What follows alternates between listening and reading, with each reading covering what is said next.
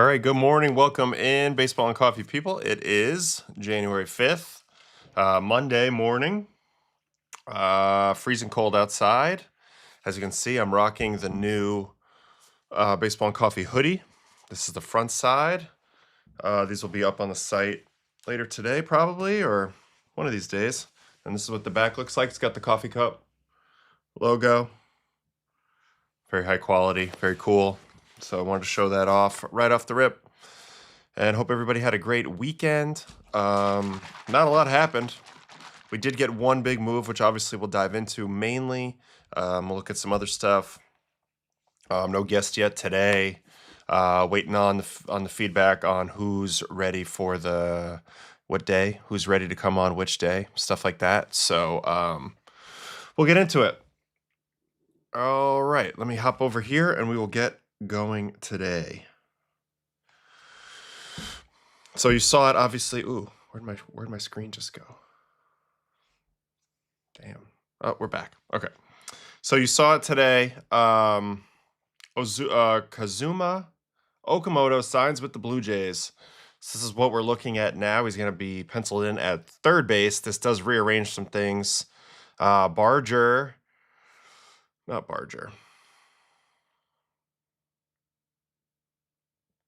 Yeah, they had to move some things around. Clement's now currently logged in at second. There's no Bo Bichette. We have to see what's going to happen with that or Kyle Tucker. I still don't think the Blue Jays are done, but they do get Okamoto, who comes very highly recommended by people that I've talked to that played in Japan. I remember talking about Murakami and some others with Reed Garrett and a couple other guys over the past few years, and everybody told me to watch out for Okamoto, that he was a little bit more of an all-around player, very good player, very well-respected player, just felt like a big leaguer, felt head and shoulders better than most of the players in the league that were over there. So now we're going to get to see it, and he's joining a really, really fun and a really, really good Blue Jays team that went all the way to Game 7 of the World Series, a couple feet away from winning it, so they're running it back. They did not slow down. They made some big additions on the pitching side, obviously, retaining Bieber through the player option, and then signing Ponce. So those were two big moves.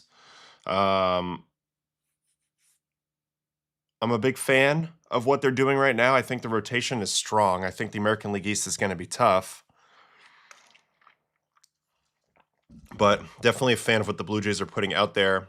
I saw some criticism that maybe they don't have like the super duper ace pitcher, but I think somebody will pop from that group. And then the bullpen, yeah, I thought they were going to be in the mix for Edwin Diaz. They ended up not being in. But let's go look at the lineup and let's see where this ranks. We got a good question right out the gate here from Non-Genarian. Do you think this is the best lineup in the American League? I think it's debatable. We're going to have to take a peek at those. So Springer, Barger, Guerrero, Santander, who we didn't get hardly anything out of last year, but we know he can hit. Kirky, Varsho, and now Okamoto in there. And if you have Ernie Clement and Andres Jimenez pulling up the rear, that's a pretty good place to be. Those guys are elite defenders, but they're also elite contact guys. And Andres had a weird year last year where he wasn't hitting very well early, but I thought he looked a lot better, a lot more competitive into the postseason. We know what Ernie did, setting a postseason record for most amount of hits. If you haven't seen the video, it's up there on my channel. And now they got this guy Okamoto. So Okamoto, we watched his highlights. He's a big dude, big slow dude with a lot of pop. But I also think there's more to his game than meets the eye. If we head over here to his Japanese percentile rankings here, we need to get rid of that Tai Chi walking thing. You can see he dominated the league. This is 2025. Literally OPS plus 100th percentile. Isolated power, 98th percentile. Didn't strike out, walked a ton. So his walk to K ratio is 99th percentile. Obviously, he can't run. That's not part of his game. But everything good. He didn't chase. He controlled the zone really well. He was even pretty good on defense. These metrics, for what they're worth, have him as having pretty good range and defensive value. So interesting to see how that goes. I think this kind of fits stylistically really well. He's a contact hitter with power, which is kind of what the Blue Jays go for. He's going to get with David Popkins, and that's what's going to be preached up and down this lineup. Passing the baton, having good at-bats. putting the ball in play with a little thump to go with it. It's interesting. Obviously, he's not Vlad, so he's not going to be right necessarily in the middle of the order right away here. But I think there's plenty of outcomes for Okamoto. He could be at the bottom of the order. He could be he could be in the middle of the order. We're just gonna have to see how his game adjusts. I'm pretty confident in him, based on a lot of the metrics and based on some of the testimonials of people that I know that have watched him play a lot. Also, just watching him, not a lot of movement in the swing. So he's coming over here with probably a little less to clean up than most Japanese guys who usually have like kind of a two-piece leg kick hang type of action. He has a much smaller leg kick where his hands are already back. We watched him crush a home run against USA in the last WBC off Kyle Freeland on like a little cutter up and in. So I don't know. It's going to be interesting to watch. Third base is interesting. We have a comment in here. Will Salmon, who's actually a writer for the Mets, is saying that they want Okamoto to be a super utility guy, which feels like what a lot of their roster is. I would agree. That is a lot of what Toronto has, in terms of Barger, Clement, even Varsho to some extent was a catcher at one point. I was a center fielder. Jimenez can play both infield spots. Springer can probably play everywhere, but is mostly a DH at this point. They have a very, very versatile team. Even the bench team, Lucas was starting in the postseason quite a bit and looked good. Schneider is the lefty crusher, and Miles Straw is the defensive speed guy. They have a lot going on here. They really do, offensively. Trying to see here. Leo Jimenez is on the 40-man. Joey Loperfido still there. Jonathan Clase. We talked a little bit about their pitching depth. Tiedemann, who's going to be an interesting guy, see if he impacts the roster this year. Bowden Francis, who looked great 2 years ago, is kind of the odd man out right now. We'll see. Sometimes guys, it takes kind of dropping back a little bit to then go ahead and make the changes. As of right now, Fisher, Fluharty, not even in the projected bullpen.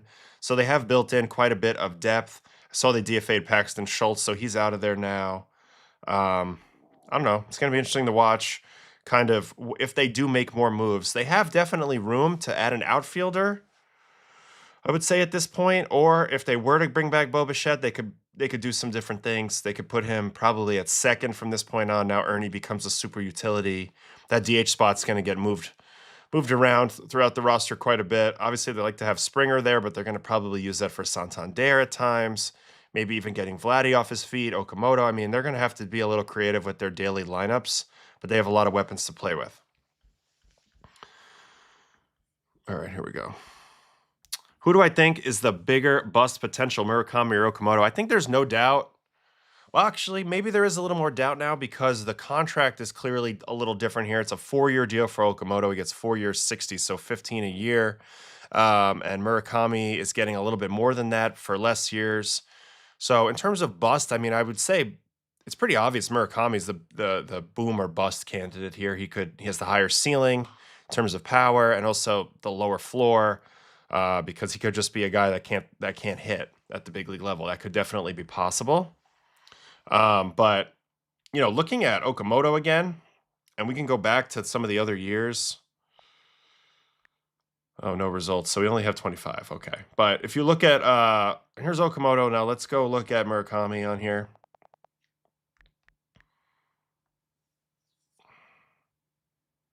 All right. So here's Muneteka, and you see the difference. He's not all red across the board. That zone contact rate's crazy. Second percentile. Now I know it's Japan, but still, swinging strikes, 6th percentile, and then the defensive value is a big issue. So at least Okamoto is representative enough on defense to not be a total zero out there. And then obviously the hitting, I mean, they're both at the very tippy top of this list in terms of OPS plus. But Okamoto is going to put the ball in play a little bit more, which should help you adjust quicker to the MLB style of pitching, which is a lot of swing and miss. So we'll see. But that would be my initial read, although obviously the Blue Jays are in for a little bit more of a long-term commitment here with Okamoto, 4 years. So if he does end up stinking or not being what they want, they're kind of stuck with that money, whereas with Murakami, worst-case scenario, it's 2 years for the White Sox. More than likely, he won't be that bad, but I think it's going to be interesting kind of to watch these guys side by side, both in the American League, but in different circumstances. Okamoto in the Big Daddy division this year, the AL East, which is going to be scary. Honestly, it is relative to the Central, which is where Murakami will be playing. Here's some numbers down here. The K percentage is only 11.3% last year. That's very low. You won't have that. You won't have that in the big leagues, but that's very low. It's very good. Walk percentage, 11.3. I feel like that's good because there's a lot of strike throwing in Japan in general, but it shows you that they were a little scared out of the zone against this guy. He definitely had that type of effect in the box. Hits the ball in the air. I mean, 90.1% zone contact fits perfectly in with the Blue Jays style. And then we mentioned the defensive value a little bit, gives us a little bit of hope that he could be all right there. Okamoto is going to love playing in Skydome, batting right-handed. I think Skydome, Rogers Center, whatever you want to call it, really good place to hit. Let's go see how it played last year. Or really the last 3 years. Has it as the 18th best hitters park over the last 3 years, right at league average. So basically a fair stadium, 100th. So these are the fair stadiums, perfectly fair, that rate at 100 on this metric. It's Comerica, Yankee Stadium, Camden Yards. I don't even want to call it Daikin Park. I still think of it as the Juice Box, Minute Maid Park, and Astros. Busch Stadium, which we've always felt like was probably the most fair ballpark in the big leagues. I always felt that way. Busch Stadium, and then Rogers Center, which we all know is actually called Skydome. Sorry. I want to call it Skydome too. I'm just trying to be fair so people don't get confused. But Skydome is the OG name, and it should be the same, just like really Enron Field. And there's really crazy when you get these companies involved, how these names change a lot. Yeah, we could talk Amen Rosario too in a minute. I think we already went over that briefly, but anywho. All right, what else? Let me see just in the 1 year, because they had such a good year last year, so I'm curious to see if that changed at all. Yeah, just off of last year, Rogers played as the 6th best ballpark for offense. Now, they had a very good offense, and I definitely think that that's a factor when you look at these stats a little bit. But inflated pretty much everything, except for triples. Not really a triples ballpark. The gaps aren't particularly deep. Okamoto's not getting triples, so it's fine. He's going to be doubles, home runs, and singles. So that's kind of how it played for the last year. These were the top 10 hitting parks in baseball last year by these metrics. Coors Field, number 1, obviously. Suter Health Park, number 2. Comerica, interesting, because that used to be an absolute graveyard. But it's been flying a little bit differently there to right and left. They also moved in center, I want to say, a little bit. Fenway, Rogers, Oriole Park at Camden Yards, which I think for my money is one of the best hitting parks in the game. Chase Field, the Bank, and then actually George Steinbrenner Field, where the Rays had to play last year, which is kind of like Yankee Stadium plus warm weather, which is crazy. Okay, so let's answer that question about best lineup in the American League before we move forward. We've seen the Blue Jays. You got to think it's pretty strong. We got a good mix of righties and lefties, contact and power, and there's some speed in there, so that's pretty good. I think the Orioles have an argument right now for maybe a better lineup. It's pretty close. Let's review the Orioles. Holiday, Westberg, Gunnar, Pete, Adley, Taylor Ward, Beavers, Cowser, Basayo. So this has a higher upside, but I wouldn't say they're better than the Blue Jays right now in terms of floor. Like this could still fall apart. We saw that Rushman was pretty weak last year. We don't know enough about Beavers yet. We don't know enough about Cowser yet or Basayo yet. I mean, Cowser and Beavers have been in the league a little bit. Cowser's got 2 years, but hasn't really taken off yet. Basayo's just got there. He's got an immense upside. But again, this is more of like a ceiling, and I'm tempted to buy in a lot to this Oriole lineup, but I think that the Blue Jays might have a higher floor at the moment. Fun fact from Masta Inferno. Great fun fact. I love fun facts. Okamoto has more raw hitting power than Ohtani. Ohtani's at the very tippy top of the exit velocity scale. So that's pretty amazing if that's the case. I have a board here from a ways back. Maybe it's in my photos on Okamoto batted ball data. Yeah, here's Okamoto's batted ball data. 92.4 average exit velo, MLB average 89.3, 90th percentile exit velocity 105.2, MLB average 105.1, max exit velo 108.9, MLB average 111.3. So I'm going to go ahead and say I'm not 100% sure you're correct in terms of ultimate ceiling hitting power here, Must Inferno, but it is good to know that he is considered to have tremendous raw power. So I'll take your word for it. These are the numbers that I was more looking at, which we'll go look at in a second. His overall approach is what I love about him the most. 80% contact rate. We talked about the zone contact rate, the lack of zone miss, the lack of overall swing and miss. Those things are going to help his game probably transition better than most when they first come over here. I wanted to see Ohtani's exit velo because I'm pretty sure it's higher. Shohei Ohtani. Yeah, I mean, average exit velo 94.9. That's a higher number, and we know his max exit velo is higher too. So, maybe at the time of posting, that's true, and we're probably splitting hairs. The bottom line is he has very good pop, and we're looking forward to seeing that, and we'll see how that translates. I think Murakami has more pop, but Okamoto is going to be up there, and also we haven't had these guys on the Hawkeye system yet or anything like that. He hit a double at 112 miles per hour in the WBC off an American pitcher. Okamoto tops out about 112, which will be in the 80th percentile, which is very, very good. Yeah, I agree. Don't worry, Mitch. I'm already on it. The metrics don't agree with the statement, but he's going to be a very, very good hitter. He's going to be a very, very good hitter, I think, in terms of raw ability, and I like the fact that he combines the contact with the power. So anyway, that was a quick digression to go look at Shohei just to see where we were at with that. Masta is saying not overall, but he can rival him, and he even held up against Yamamoto. Yeah, no, I mean, like I mentioned, everybody that I know that dialed into Japanese baseball, people who have played over there, people who watch it, are hugely high on Okamoto. There's no questions with him. They know he's a great player. They feel like he's got it all going. So very excited to see how this plays.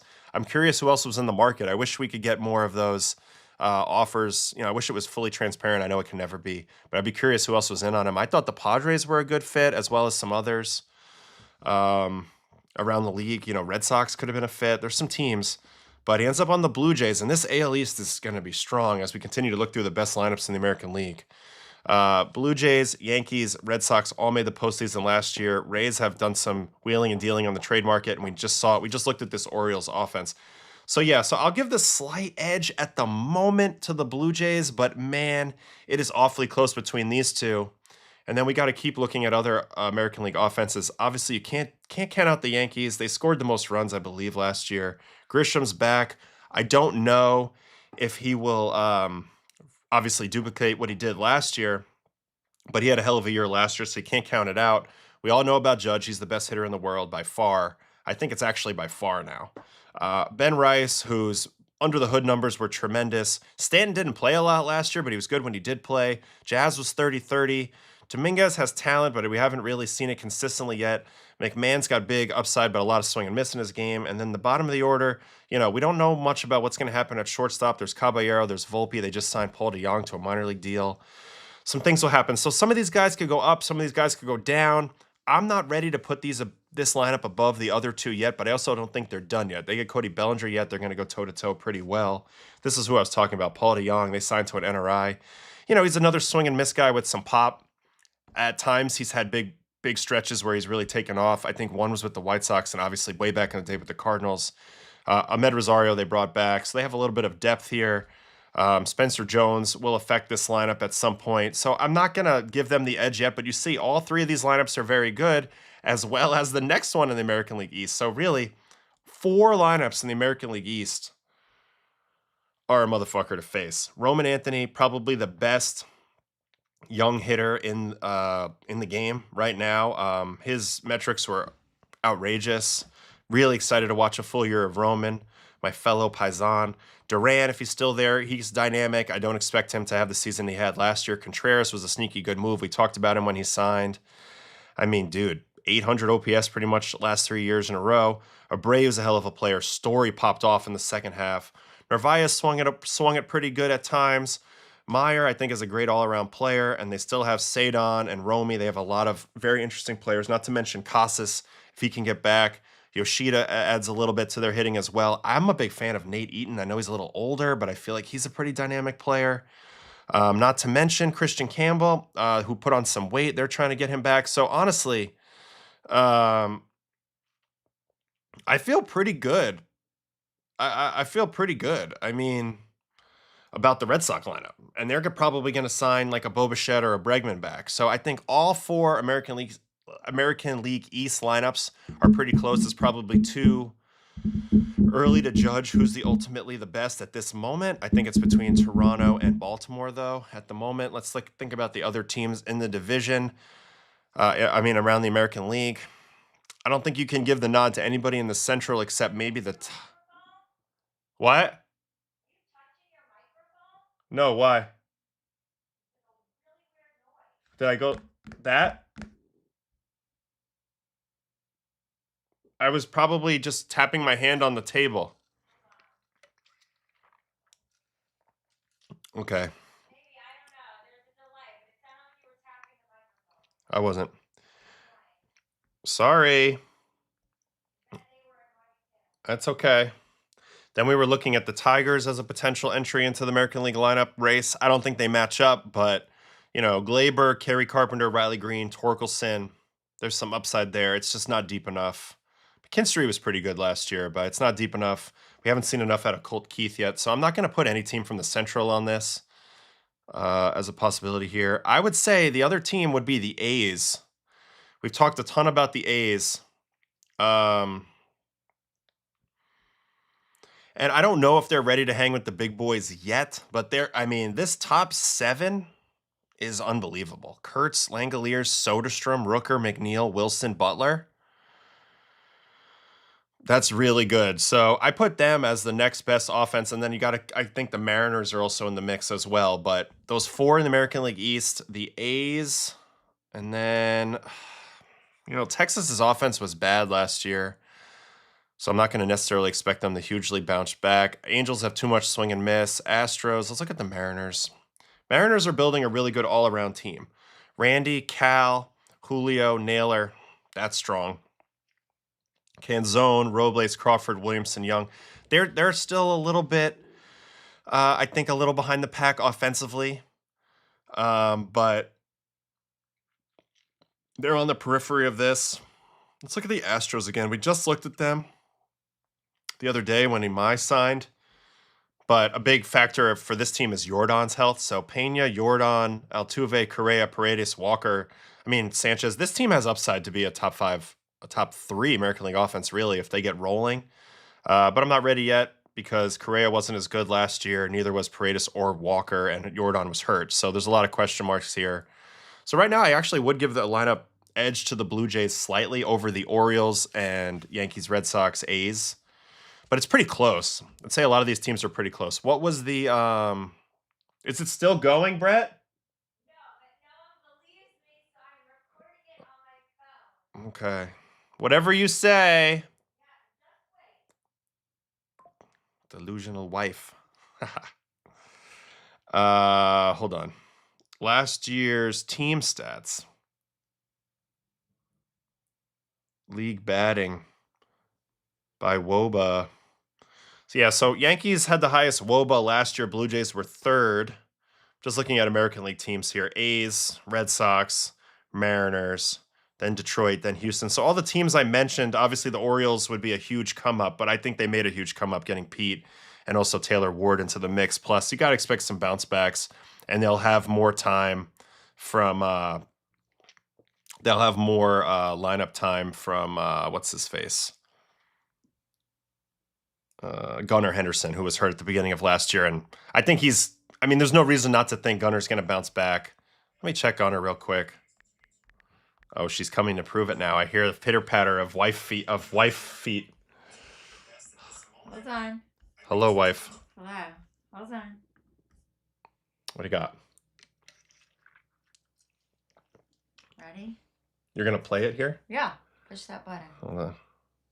Pretty close. It's probably too Yeah, that's me tapping the Early to judge table. who's the Let them ultimately hear it. best at this moment. I think it's between Toronto and Baltimore, though. Yeah, I was going like Looks this. I think pretty close. It's probably Oh my two. God. Oh my God, Like sensitive. offensively Sensitive ears. loud. You know I have sensitive ears. Jackson was awful last year. I thought he was like starting to figure it out, but I wouldn't say awful. Yeah, so anyway, here's Gunnar, and you see it was kind of a weird year. It's not what we're expecting from him, but still, 72nd percentile in xWOBA. It's not like he's very far off. I expect him to be a mid 800 to 900 or better OPS this year. I think he's going to be incredible. So I'm pretty happy about him. I'm curious. People are saying, well, not people, but Norm saying Jackson was awful last year. Got to remember something about Jackson though. He's 22 years old. So yeah, 35th percentile xWOBA, not a tremendous hitter in any regard, but I think that the raw ability is in there, the speed power package. The speed power package for Jackson. And I know a lot about their work ethic. I with the Holiday family and how hard they're probably training this offseason, I expect him to get incrementally better every year. So maybe he hasn't reached his potential yet, but he's 22 years old. And that's what I'm saying about the A's, about the Orioles. I think that their ceiling might be the highest. Them and the A's, they have a chance to be like super duper high, young, dynamic, do it all type of offenses. But they also have those question marks because they lack a lot of experience in different spots. When you look at that Oriole lineup, I mean, just in terms of service time, Holiday's at 1 year, 78 days. Westberg, 2 years, 98 days. Gunnar, 3 years, 36 days. Then you got Pete, 7 years. Adley's only 4 years. Taylor Ward, 5 years, 164 days. So you have 2 guys over 5 years in the starting lineup. That's not typical for one of the best offenses in the league. Beavers, not even 50 days. Cowser, just over 2 years. Basayo, not even 50 days. So they have a high ceiling, but we're going to have to wait and see. And that's why I can't put them ahead of the Blue Jays yet. Let me go back, look at the Blue Jay lineup one more time. Blue Jay lineup is kind of a combo of both. You got experience and you have youth and you have all types of hitting. Springer's got 11 years. Santander's over 7. Vlad's over 6. Kirk's over 5. Farshaw's over 5. Hemi's over 5. But now you got this Okamoto guy in who's like a pro. You're bringing in basically injecting a pro's pro, basically a captain type of guy over in Japan into this lineup. So it's pretty interesting to watch. Totally agree. Baltimore have higher ceiling, no doubt. Yeah, that's my opinion. I just think it's will they reach it this year? It's anybody's guess. Anybody's guess. All right, let me get into the chat here so we can see which direction we want to go. There's so many different directions to go off of this.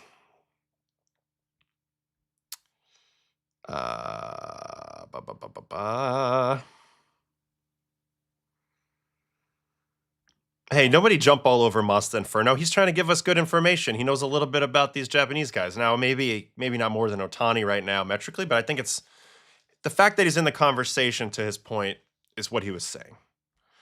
All right, Norm Appleton says he thinks Jazz does less this year. You know, Jazz is an interesting spot. He just got engaged. He's a free agent after the year. He's probably the top free agent after this year, him and Nico Horner, if he plays well. And so I think there's a lot of non-baseball stuff, future stuff trickling around in his head. And that's going to go one way or the other. He might take off this year like a freaking rocket, and you see the best year Jazz has ever had. As he came off this past year with an 813 OPS and hit 31 home runs, stole 31 bases, hitting 242, 332, 41, or, you know, gets in his own way a little bit and regresses. I have no idea how this works. I've often thought that Jazz is the type of player who needs a little pressure on him to pull it out of him. So maybe this all will work great on him. He's got a lot riding on this year, but I could definitely go either way, to your point. And that's going to affect the Yankee lineup quite a bit. He's a big part of it this year. Okay, here we go. Big question now, Bo or Tucker? I think their outfield depth is better than middle infield, but when I build mock lineups, I feel like they could really use the top third of the order at lefty. I think they'd be better served with Kyle Tucker personally, and I love Bo, but I think they're all covered in the infield and they're covered with his skill set in a lot of ways, and I think Tucker ups the ceiling of this team. I mean, him and Vladdy back to back would be a problem.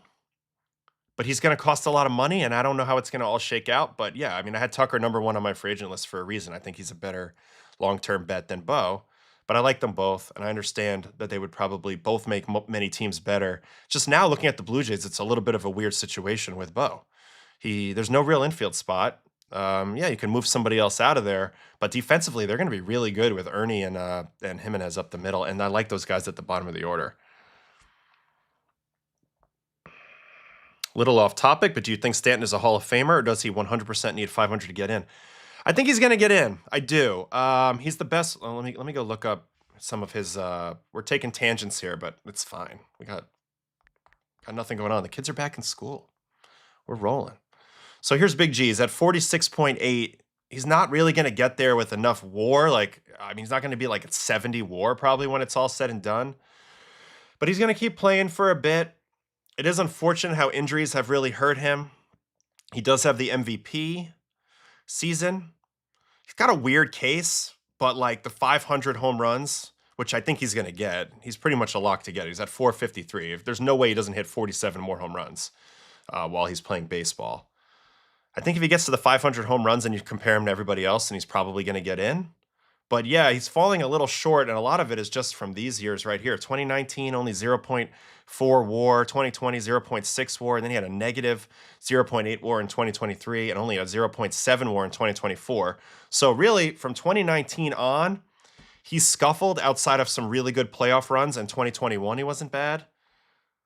Yeah, he's averaging less than 1 WAR per season from age 29 to age 35. That's really killing him, because before that, Big G was in a tremendously good place to get in the Hall of Fame. He was averaging 4.5 WAR per season and putting up power numbers in non-power ballparks in Miami. 59 home runs in 2017. And I'll never forget this, because he came to Coors Field towards the end of that year needing to get to 60, and we gave him friggin' nothing to hit. And he swung at everything trying to get that home run. And we probably should have challenged him a little more, but we were in the middle of a pennant race there, 2017, so it wasn't worth it to face when he was really the only guy in the lineup crushing. I know they had some other good players, but that type of year, he was a no-fly zone. Look at that year, though. 8.1 WAR, 59 pumps, 132 ribs, 631 slugging. I love Stanton. He's a legend in a lot of ways. I do think he eventually gets in with the 500 home runs, though, personally. That would be my guess. All right. Here we go. Oh, did I curse earlier? Stanton always reminds me of Herman Munster playing ball. So big and stiff. He is. He's got a weird body. I always compared him and Judge a little bit, because those are the two behemoths, right? And I played with both of them at the same time.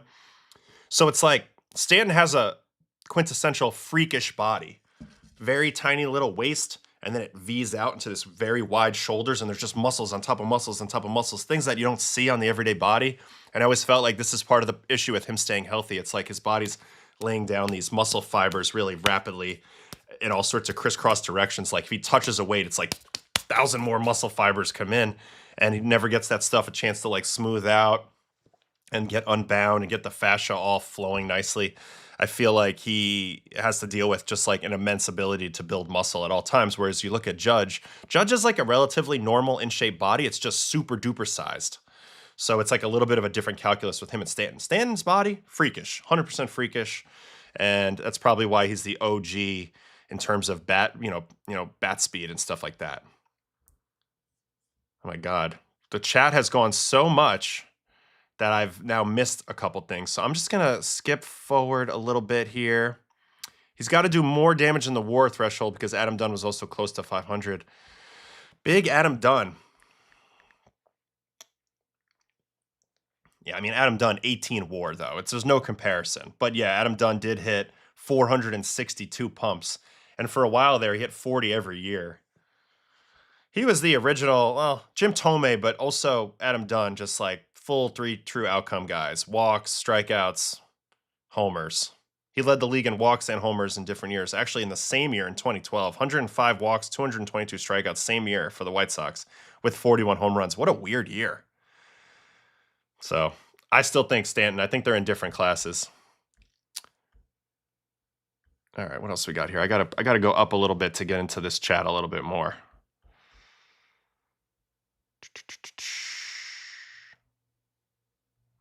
They're not going to move Jazz, in my opinion. I think right now you got to bet on Jazz for this year. And the Yankees are trying to win. What are they getting? What are they getting back from Jazz? Plus, I think also, if you're a small market team, you definitely have a real fear of how Jazz will play in your market. I think he's just so much more engaged when the games feel like they matter more, and that's why we really like him on the Yankees or a similar brand personally.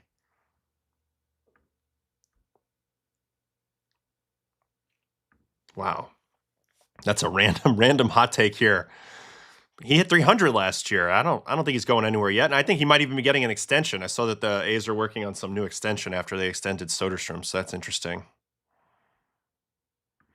Every team under the sun has made a move, but the Yankees are still twiddling their thumbs. Yeah, I don't know. I mean, I heard they have some offers out to Cody. I mean, we don't do the rumor stuff, but they're going to make moves. It's the Yankees. They're going to make moves.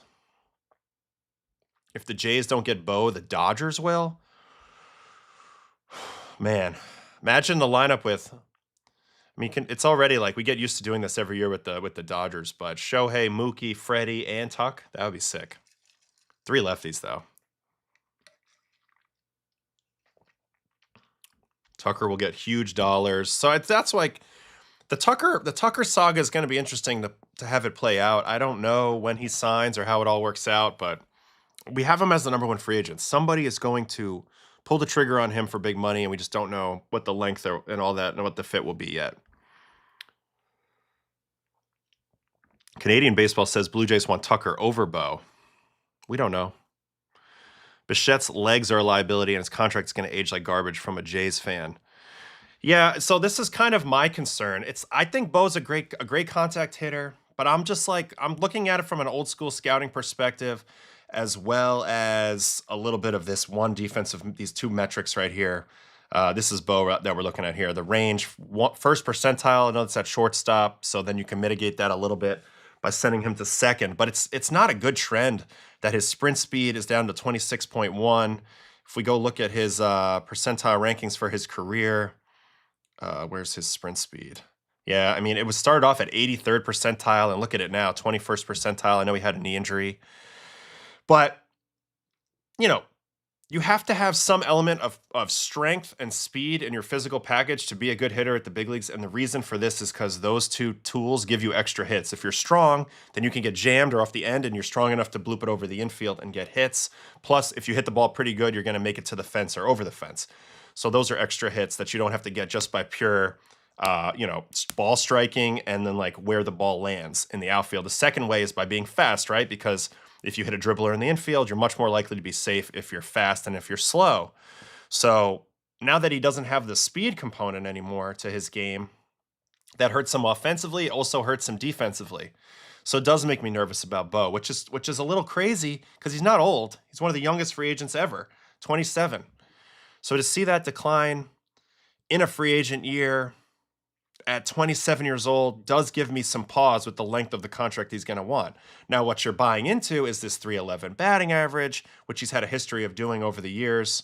I know 24 was a wonky year, and like that doesn't grow on trees either. That's a really good contact ability. If he figures out how to play a nice second base, you can live with not having a ton of speed, but it's not like power is a huge part of his game. So I think Tucker's clearly the better free agent. It's just a matter of who fits with which lineup and what the ultimate prices will be. And I think that's what it comes down to a little bit with Bo. Like, how much money is he really going to command with this profile? Eileen Tucker, the issue up the middle is their second shortstop is also their starting second baseman. Teams usually like to have the backup shortstop on the 26-man. No. I mean, I don't know. I've been on teams that have like no real backup shortstop. Guys who play every day. Like Lindor was never not playing. I mean, a little bit when he got hurt. In 24, they play Acuna for a few days, but I don't know. Jimenez looked so smooth and comfortable at short. There was no comparison between him and Bo. So it's concerning. His defense is honestly, it's very concerning. And I'm sure that when they're talking to teams, they're trying to give them some reason to feel a little more optimistic about his legs, but we'll see. Delgado was another one that was on the contemporary ballot, which I mentioned he would have gotten my vote. It does get a little crowded with these power hitter DH types, but that 500 home run mark is a big deal still. We saw McGriff get in there right around that number. That's why I was saying that Stanton should probably get in there. And Delgado, I agree, should be a Hall of Famer. All right, let me keep going in this chat. We should talk about Edward Cabrera. So let me just pause this in my brain for a second, because we're still talking about these two free agents. Phillies interested in Bo. Stott played third when he first came up. You know, in the Phillies lineup, he would fit nicely. He would fit nicely, and it would be an interesting addition because they kind of have run everything back. Here is the Phillies, just as a quick glance. Trey, Schwartz, Harper, Bohm, Marsh, Adolis was the interesting new addition. Stott, Marshawn, Crawford. If they were to get a Bo Bichette, I mean, yeah, they're probably getting close to moving on from Bohm. I don't know. You could play him at second, but I do think at the top of this order, he would look really good somewhere between Schwarber and Harper somewhere. A little more contact in his game. Takes you out of the ability to bring in a tough lefty against those guys a little bit. He'd be a fun entry. A team with a lot of pop, you know, in Schwarber and Harper, but then you're adding like a true contact guy. He'd be an interesting fit. I don't know if that'll go down. We'll see how Dombrowski, if he makes any aggressive moves. Belly is where teams will pivot after Tucker. I think some teams prefer Belly. Like I don't know if the Yankees prefer Tucker or Belly. I'm not sure. Wow, 102 viewers in here right now. We're cooking. Thank you guys. Bichette is aging like milk. I mean, there is speed training. There's a lot of things you can do. And now he's going to be a pretty wealthy man. He can afford to do some things here. But I agree, it's concerning. It's concerning. All right, here we go. Big G, video game body. Yep. Otto, as a fielding pitcher, what kind of glove did you like? And can you talk about the glove details? Yeah. This is sort of a sidebar here. I don't think I have a glove in here. No, they're all downstairs. I used to use a bigger glove. I used to use a Wilson. I had Wilson my whole career. It was a 12 and a half, though. It was a big glove, and I would always squeeze it two fingers in the pinky. So I would squeeze it this way. And the reason why you want the big glove is to hide your pitches a little bit. And I feel like as a pitcher, once you go big glove, you can never go back. I always use that same two-piece web, like the Mariano style web, even though he used the Rawlings or Nike, and I used a Wilson. But it's just a simple glove. I liked my gloves black with basic writing on them. And really, I used my same glove in the big leagues for like 10 seasons, and it had holes in it and stuff, which I'll show you at some point. But I don't know. As a pitcher, it doesn't matter as much. It's about being comfortable and not giving away your pitches. All right, let's keep going here. Do I think the Yankees re-sign Cody? I think they're trying. I think this is their main target. I don't know what the calculus is. I don't know what the other offers are, and I think that's a big deal because I think Cody's going to have 6 or 7 teams offer him, and that's a big number, and that drives a little bit of a bargaining battle. So I'm not confident either, but I do think when the Yankees want somebody, they typically do lock him down, especially a guy who had a good time playing there. All right, here we go.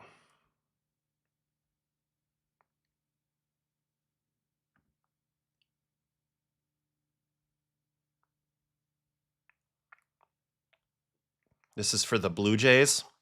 If Tommy's ankle is fully healthy, which means they could play Bo at second and Tommy in center, Tommy Edman. I'd be stunned if Bo went to the Dodgers, but again, I don't know. Dodgers front office actually knows how to spend and optimize their transactions. Okay. Speaking of war, I've been playing around all weekend with a trade calculator. Is that something teams use to value trades? I think so. I think they have projected value. So it's all about projected value, and they equate that into dollars out of their war calculation. And that's why when they're trading prospects and stuff like that, those people have a projected value on them. So they end up with an overall, whether they feel like they won or lost a deal in terms of long-term value. So yeah, they're all calculated in their own ways, though. So you can do it with the publicly available calculations, kind of come up with your own ideas, and I think that's a fun exercise for people who are into the numbers like that. But yeah, teams definitely do this. That's how they feel like they win or lose things. They assign values to everything, whether it's a draft pick, whether it's draft pick compensation, all different types of things that they put into there. How many years of control, different projections on a player. So they're always trying to figure out in the aggregate if they won or lost a trade, but doing it with numbers, of course, instead of just like gut feelings like they used to do back in the day. This is a Blue Jays prediction, 10 years, 340. Stupid question. Why don't teams focus on teaching pitchers to read swings, body language, timing? It's all about stuff. Seems like an area teams could min-max. So I've been talking about this a lot. I think this is a big advantage.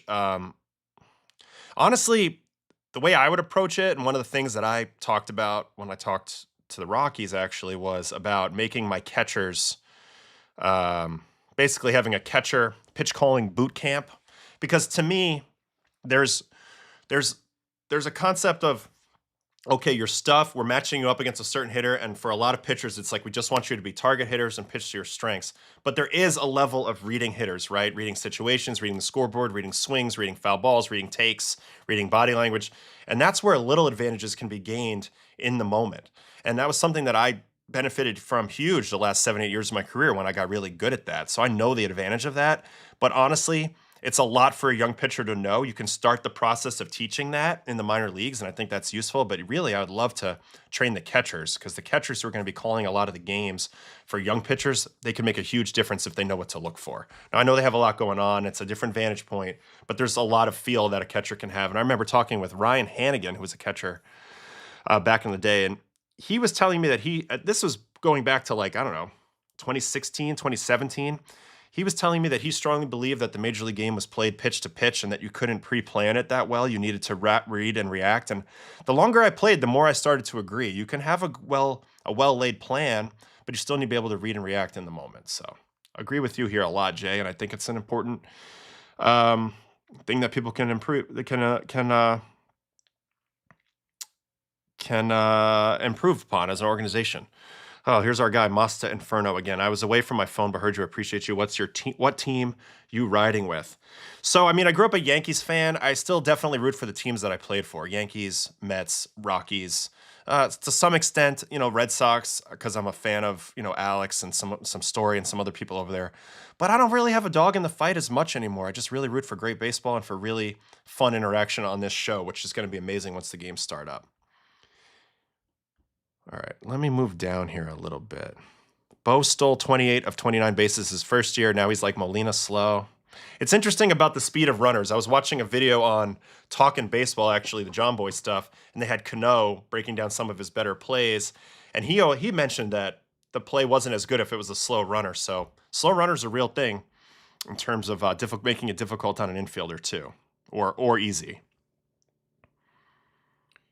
McGriff had 20 more home runs than Delgado. Yeah, and he got in. Delgado did not get in. I thought they were similar. All right, I'm going to skip forward through a lot of here. We got a lot of stuff here. Have we, the Angels, considered giving Bo 6 years? I don't know. I don't know what the Angels are doing. Here's the Andrew Friedman quote. If you're rational on every free agent, you'll finish third on free agents. That's true.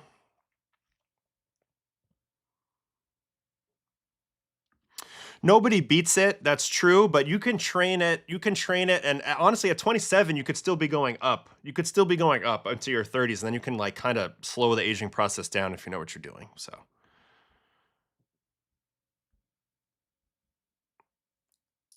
Thanks for this.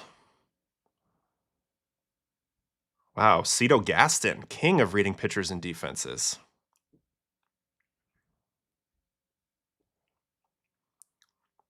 Do I think it's possible for Bo and Tucker to be Blue Jays given their big pockets? I'd go on a limb and say yes, since Vladdy requested for the Jays to keep Bo.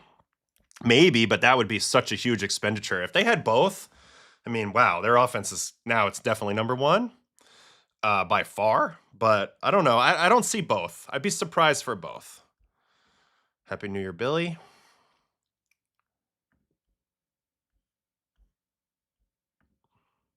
Off your comment about Jazz, been wondering if Baez might tick up if he got brought to the AL East. Barrios for Baez. I don't know. Javi is such a known quantity at this point. He ended up being pretty good in that first half last year. Got himself back to the All-Star game, but it's still a lot of the same issues. I don't think you can change your stripes this late in the game in terms of just chase rate. I think it's a little too late. Like, he's got a similar chase to like a PCA, but PCA is just getting going. I could see him fixing that over the next few years. Javi's kind of gone with that in my mind.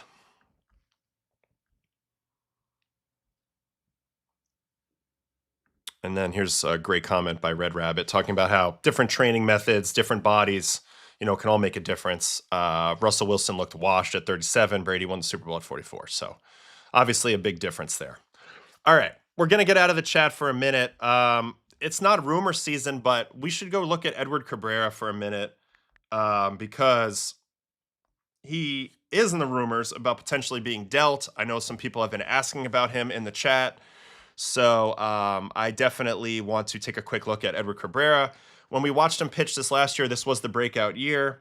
8-7, 3.53, 26 starts, 137 2/3, 150 punchies, 1.23 whip for the fish. Very fitting that he's got his changeup grip right here in his picture, because that is the primary pitch.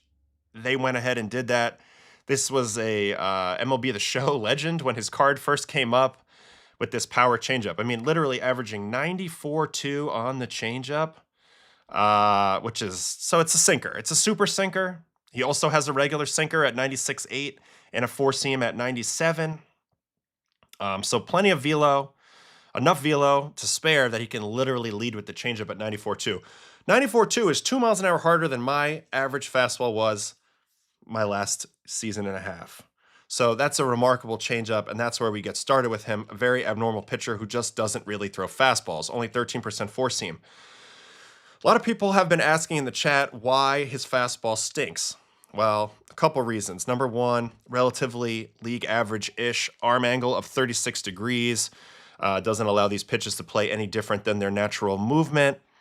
The four seam, you can see the lift on it. Doesn't even get to league average, so it's a little bit of a bland shape of four seam. A little bit of above average amount of run and velocity, but not a lot of lift. And then even the sinker is more about league average. Now, I don't think these pitches are unusable. I think they're usable. It's more about understanding what the right moments are to use them. Let me see the induced vertical break on Edwards' four seam fastball. 14.6, so it's dead smack in the middle of the league average, and he's about league average in arm angle, so that's not really going to help anything. It's more so figuring out the right moment to fire this at the top of the zone when everything else that he's throwing is pretty low vertical break. 2.2 on the slider, 4.5 on the changeup, and definitely below that as well, and the sinker's at 9.6. He does have an opportunity to go with pitches with drop to them and then shoot a four seam up at 97, but it cannot be a primary pitch. If you try to make this four seam a primary pitch, it's going to get banged around the ballpark, and that's kind of what happened the previous years. If you look at the run value, -7 run value on the four seam last year, -9 in 24. So nothing's really changed there.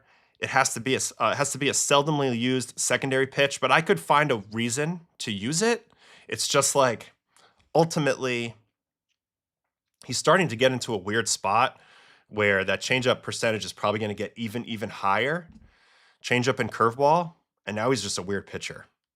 Changeup and curveball as your primaries is just weird. Not that weird is bad. Weird is good. We've talked about weird being good, but I'm wondering where he goes from here. Do they figure out a way to improve the four seam, the spin on his four seam? Let me go see his active spin. Yeah, so he's 92nd percentile active spin on a four seam. Probably going to be tough to bring that up, and it's not low enough on the sinker to create any type of crazy seam shift either. He's kind of in between on the fastballs. I'd like to think if he went to a really smart seam orientation team like the Yankees or the Red Sox, I'd like to believe that they can improve his fastball a little bit.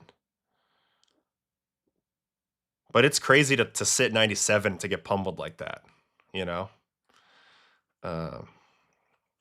Ultimately, I do like what he did this year because it's the first time that he became effective. But, just an abnormal profile. It would make sense for the Yankees to be interested in him because they've been so obsessed with changeups the last few years. You think about all the bullpen guys they've had. Devin Williams has a changeup. Mark Leiter with the split. Cruz with the split. Weaver with the changeup. Those are all relievers, but they definitely have been leaning into changeups. So you think about them in the context of the Yankees rotation. You know, Cole's more of a, he's not going to pitch off his changeup. Schlittler's not pitching off the changeup, and then the other two are lefties. He would fit nicely. He'd be a big change of pace, and he's pretty much a blank canvas to work with.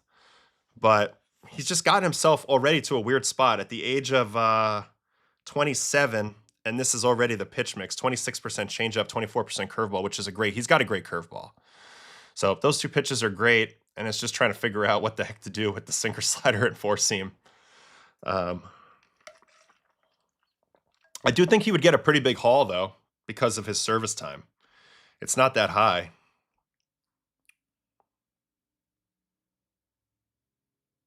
So there's going to be a lot of...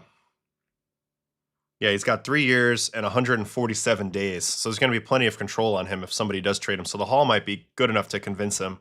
I don't know if I would give up Spencer Jones for him if I were the Yankees, but somebody, if they can pry him free, somebody's going to make the rotation a lot better and a lot more interesting when you have a guy who refuses to throw fastballs and dominates. So we'll see if the Marlins pull the trigger.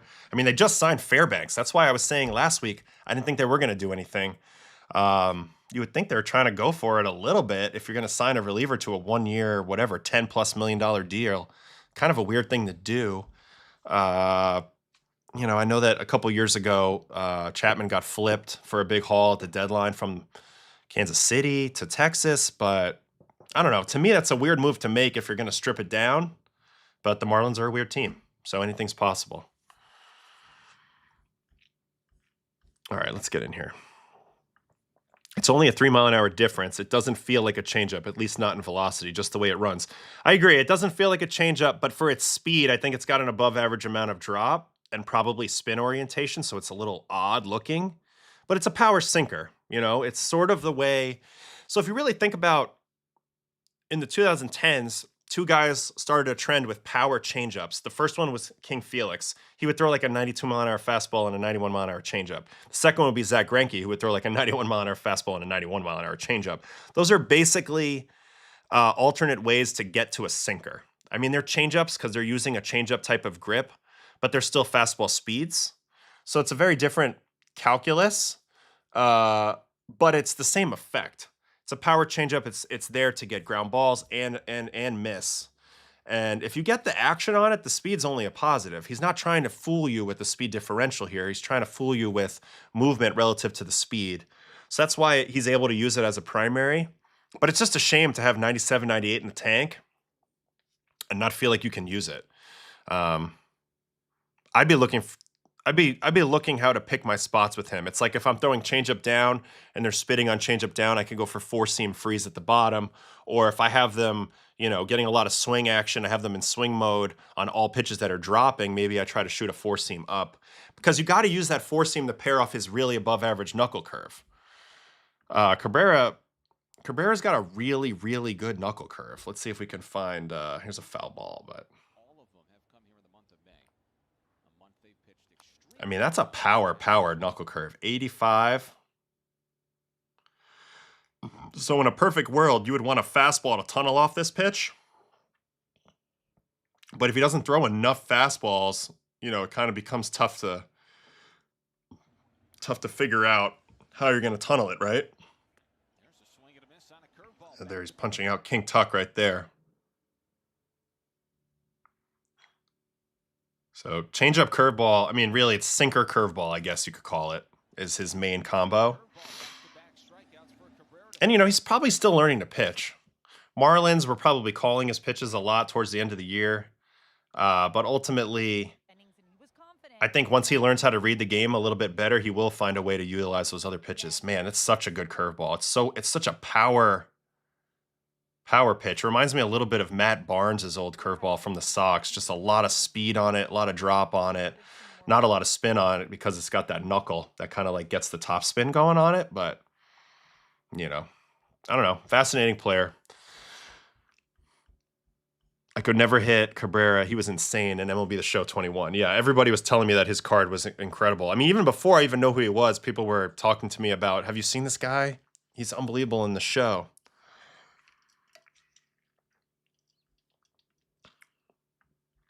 Cabrera is good and under control for 3 years. He could get much better with coaching. So that's the thing. He's only a tweak away from being like a number 1 or a number 2 pitcher. He's already has a great mix, but it's more about improving one of his fastballs to like a little bit more of a above average level, or that slider, or it's about figuring out how to work your reading of the counts better to hide the not so good in those pitches.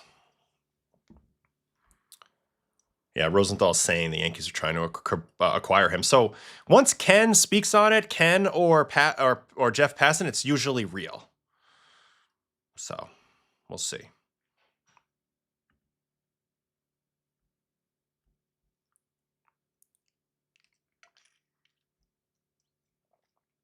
Does Cabrera have a timing pitch, though? I think his biggest issue, besides the fact that he doesn't have a great fastball shape, is just the relatively non-deceptive nature of his delivery. He's kind of just straightforward, league average arm angle. I don't think there's a lot of deception there, or he's not doing any timing things. So all that stuff can be added into the game, but I think that's part of it. Like, people don't realize that if you give a pretty normal presentation, doesn't matter if you throw 97, people are going to punch back on that.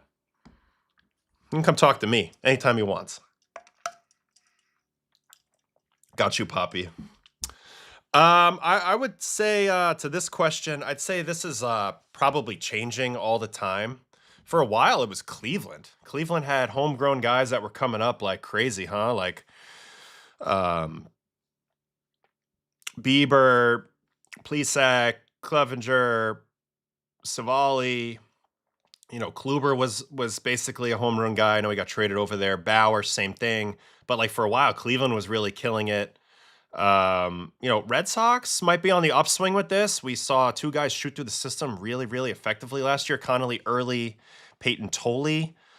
Dodgers have always been known for this. They always seem to have somebody coming. Marlins always seem to have somebody coming. Mets have a lot of really good guys. I mean, the way McClain came up was incredibly impressive. But look, these minor league coaches are always moving around. Mets AAA coach Grayson last year is now with the Nationals. So teams are always moving. These pieces around. So in terms of player development, I think it changes year to year. And honestly, as much as you want to give credit to organizations and coaches, a lot of it's really the players that kind of buy in and make the changes themselves. And sometimes the organization can help that or hurt that. So it takes a little bit of both. It's got to be the perfect marriage between player and team. Yeah, Tong was another one that was a successful story with the Yankees. And then the Phillies have had some decent ones as well. Although they've also acquired a lot of their talent too. So I don't know. I think Caleb Cotham's one of the best pitching coaches in the game. So once they get up to Philly, they tend to get a lot better. But they haven't had like a huge influx of studs. I'm curious to watch Painter this year and see how that goes with them. Greetings from Amsterdam. Thanks for hanging with us today on a cold-ass Monday in New York. 21 degrees right now where I'm at, so not fun. Okay.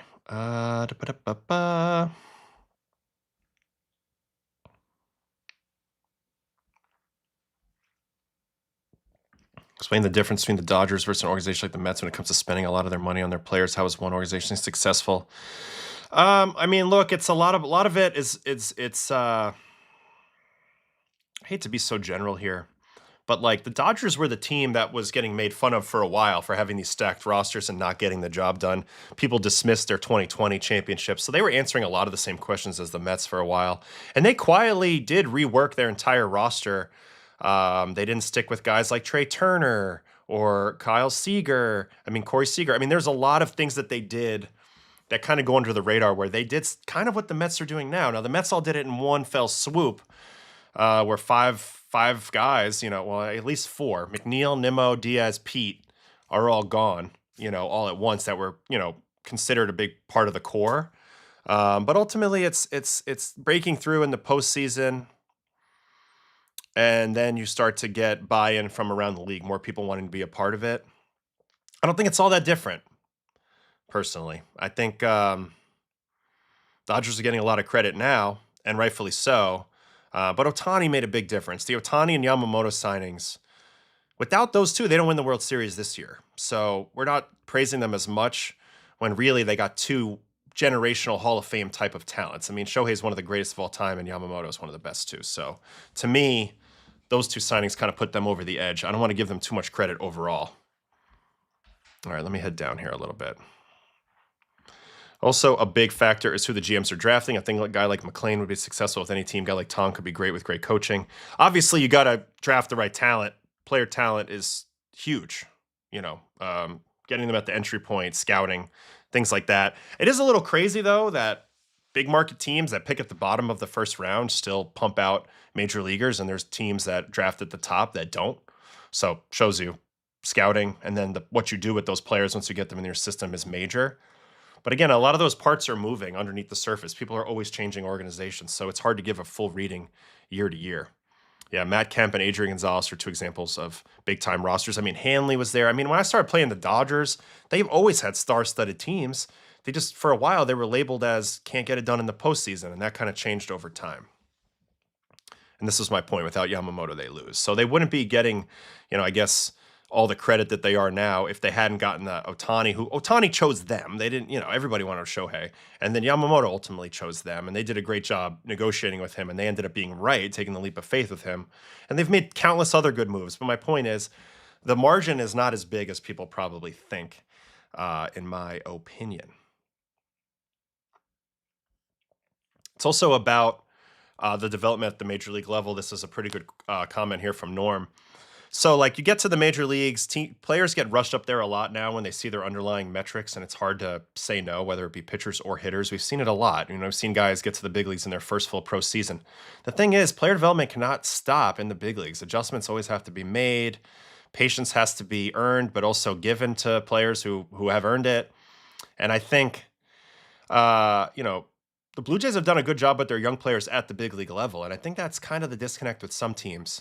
They do a great job with getting them ready, but then they get up there and there's nobody to help them finish that process off, because all of a sudden it's not about helping them improve. It's about what can you do for me now? And there's a lot of times where teams get down on a player when their first impression isn't as electric as they were hoping. I've seen it in the past. So it's just a matter of, can you finish off that process while also trying to win at the big league level? Otani makes a difference because they always have an extra pitcher in a limited roster. I mean, you can't even understate how important that is. It's unbelievable. They literally have an extra roster spot, essentially. So, I mean, it's the gift that never stops giving, having this guy on it. But this is a hell of a team. I just keep thinking if they had Kyle Tucker, my goodness.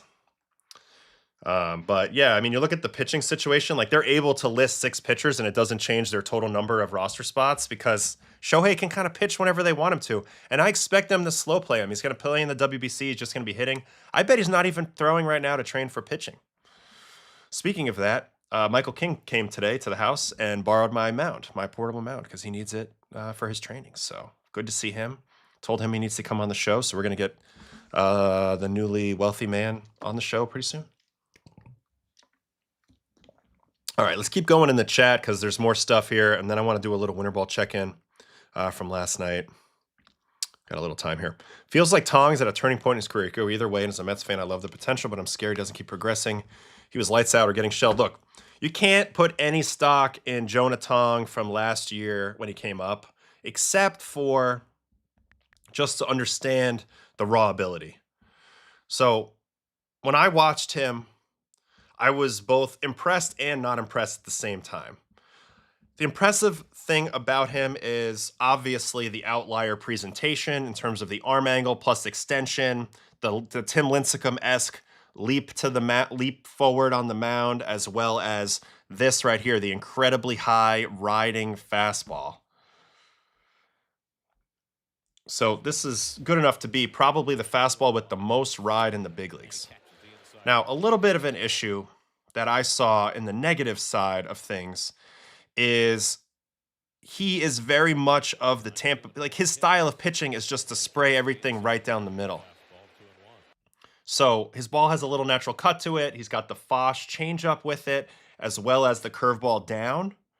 So it's a nice north-south game, but there's no real evidence that he can locate in or out. Maybe not even up and down. He made a lot of mistakes up and down. So I'm thinking he has control, like he can throw it in the box. And it's actually pretty easy because his arm comes straight over the top. So when he releases, he's not going to be missing east-west. He's only going to be missing up-down based on when he releases it, like high, perfect, down. Like it's all very subtle in terms of release point.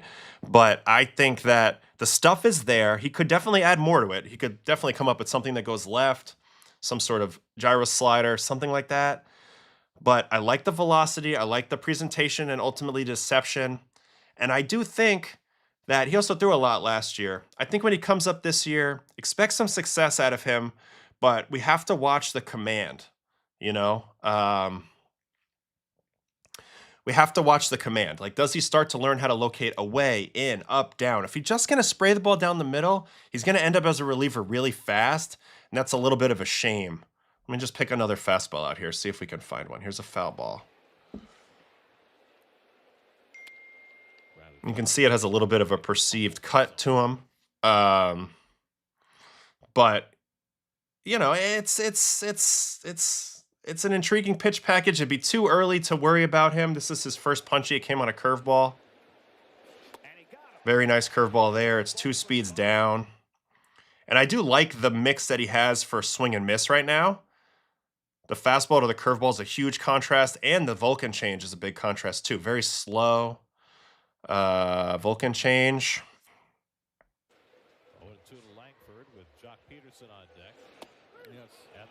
Wow, look at that. That was a little backdoor Vulcan change.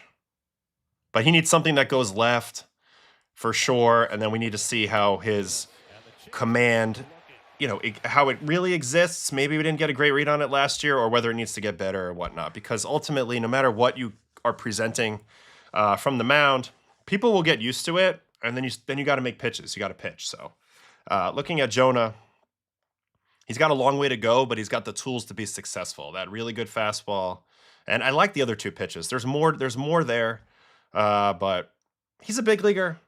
We're just gonna have to see whether he ultimately reaches his ceiling or not. Do I still have the lab? Nope, lab is gone. Unfortunately, might make a new facility at some point, but lab is gone for now. Is Tong going to pitch for Team Canada? I've been wondering about this because this is a big year. I'm sure the Mets are discouraging it, but also Team Canada baseball is pretty cool. Pretty cool thing to be a part of. So it'd be cool if he did play for them. Just watched Timmy's no-hitter. Which one? He was throwing 91 in both of them, both versus the Padres. He still found a way to be effective at times in the low 90s, but he was a way different pitcher when he threw mid to upper 90s, obviously. And this is important to remember, too. McLean is very much looks incredible. Almost looks like a finished product at 24, and Tong's 22. So he's got 2 full years to match that. And then we could feel like he could be the top pitching prospect in baseball, like where McLean is right now. So remember that. Like, he can get incrementally better. And then I think we'll be looking at him very different, but there's no doubt he has some room to improve. And this is my thoughts too, like Norm saying he doesn't use enough of the plate. His fastballs always end up to that glove side, kind of medium height in the plate. And to me, it's like he doesn't use that backdoor fastball enough to lefties or that front door to righties. He just doesn't really try to do both. He just tries to spray it down the middle. And that worked great in the minors, but as we know, the big leagues is a little bit different. I wonder how much his command issues were age and being amped up coming into the majors. How much can a pitcher work on command, or do you have it or not? You can absolutely train command. This is a good question. My command got better. There's a number of things with command. Number one, there's a mechanical component to it. How consistent are you with your delivery? Now, I don't believe in repeating mechanics, but I think how consistent are you and how good do you know your one-pitch adjustments? Like for me, when I would throw a ball in the gutter glove side, I knew how to fix that in one pitch, just stay a little more closed with my upper body. Or if I was a little arm side with my slider, it's like, okay, get the hand out there. So I had one-pitch fixes, and that's something that helped me with my command. There's also a major mental component with command. It's like knowing your pitches are going to go somewhere, or how long you can lock into the lane you need to go to, not just kind of throwing to a general area and hoping. You have to know, and you have to figure out how to send the ball across the path that it's intended. So there's a lot of things. You can do variable training. with different size and weights of balls, which challenges your proprioception. Proprioception is kind of hand-eye coordination in a way, if you want to think about it like that. So there's so many different things. I used to throw to a pitching pad, which had targets with numbers and colors on it. And I would pick a color or number, and I would do competitions with my friends in the lab. And my command got better. If you go look at my walk rate, my first pitch strike rate, those things did improve at different times. And a lot of that was trained. So I think he can train it, no doubt. Will he? Don't know, because he didn't have a walk rate problem in the minors. He threw a lot of strikes. It's just a matter of understanding maybe catcher targeting as well. Do they need to bring him a little more to the corners, or do they just need to set up down the middle all the time? Does he need a high target? Does he like to throw at a mask? There's a million different questions to ask. And all of that kind of goes into a little formula of how to improve somebody's command. We will get destroyed by basically every team in the WBC. Canada has no shot. Canada has a sneaky decent team, though. It's not like it's bad. You got the Naylor brothers. Is there a Canadian baseball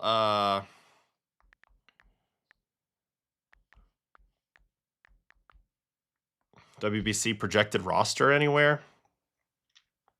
Maybe on images? Well, this is like a wish list, I think. This is a dream team. So I don't think all these guys will play. But if you look at it, I mean, it's not bad. What pool are they going to be in? Are they in San Juan? Because that could make it tougher. That's going to be a tough one. Anyway, Naylor, Freddie, Vlad's not playing for them. O'Neill, he played last time. Toro played last time, right? Owen Casey, who's a big prospect for the Cubbies. Otto Lopez, the other Naylor. Denzel Clark. I mean, it's not bad. Edouard Julian. It's not bad. Pitching-wise, Pavetta, JMO I don't think is going to play. Cal Quantrill, Jonah Tong. I don't know if all those guys are playing, but some options. And even in the bullpen down here, Jordan Romano, Brash, who played last time. Don't know if he will. I mean, we don't know what the roster is going to be released. Soroka, Rowan Wicks. I mean, they have some dudes. It's not a bad team. I don't think they have the same level of, upside as like some of the big boys, but it's not bad. It should be that team. If they rolled out the actual dream team without Vlad, we all know he's not playing for them. I do think they would have a shot to be like a top 5 team in the tournament, top 6 team in the tournament. So that's kind of exciting. I think Canada has a shot to get in the quarters. I need to look up WBC pools.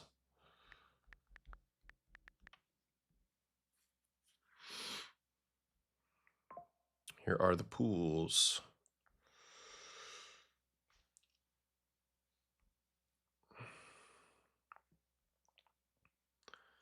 Okay. So yeah, Canada is in that pool A in Puerto Rico. Puerto Rico, Cuba, Canada, Panama, Colombia. Honestly, they might be the second best team. You need to have 2 to advance. We all know Puerto Rico is probably going to advance out of this. Colombia is also sneaky good. They have some ball players. And, Cuba has been a really good team internationally. Although when we played Cuba with USA in the semis last year or quarters. They just didn't have enough pitching. They had a couple good arms. There's a guy, Moniello, who plays in NPB. Yario Rodriguez was one of their guys. But I think Canada they could be better than Cuba. I could see them getting through to the second round. I could. They're going to have some really hotly contested games with Panama, Colombia. And then really it comes down to them and Cuba, I would say. I mean, you would think Puerto Rico is going to run the table in that division. You would think. So anyway, it was interesting to look at.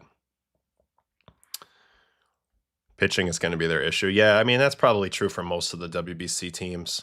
That's why it's so intriguing that the US team is in there.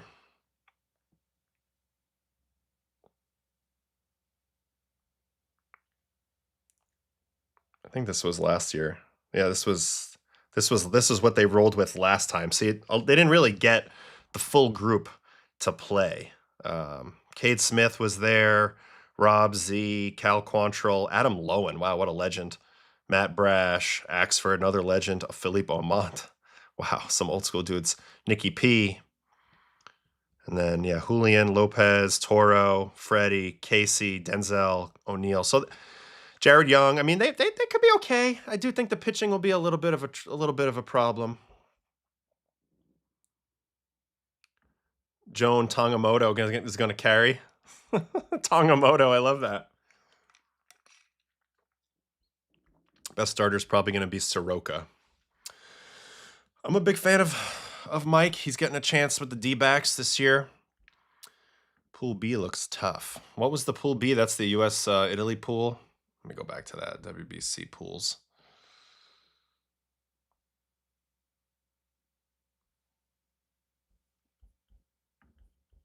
Oh no, Pool B is the Japanese pool.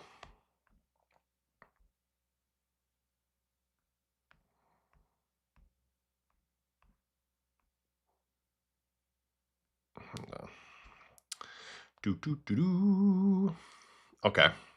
This is last year's. This is the other year. My bad. Ay, hold on.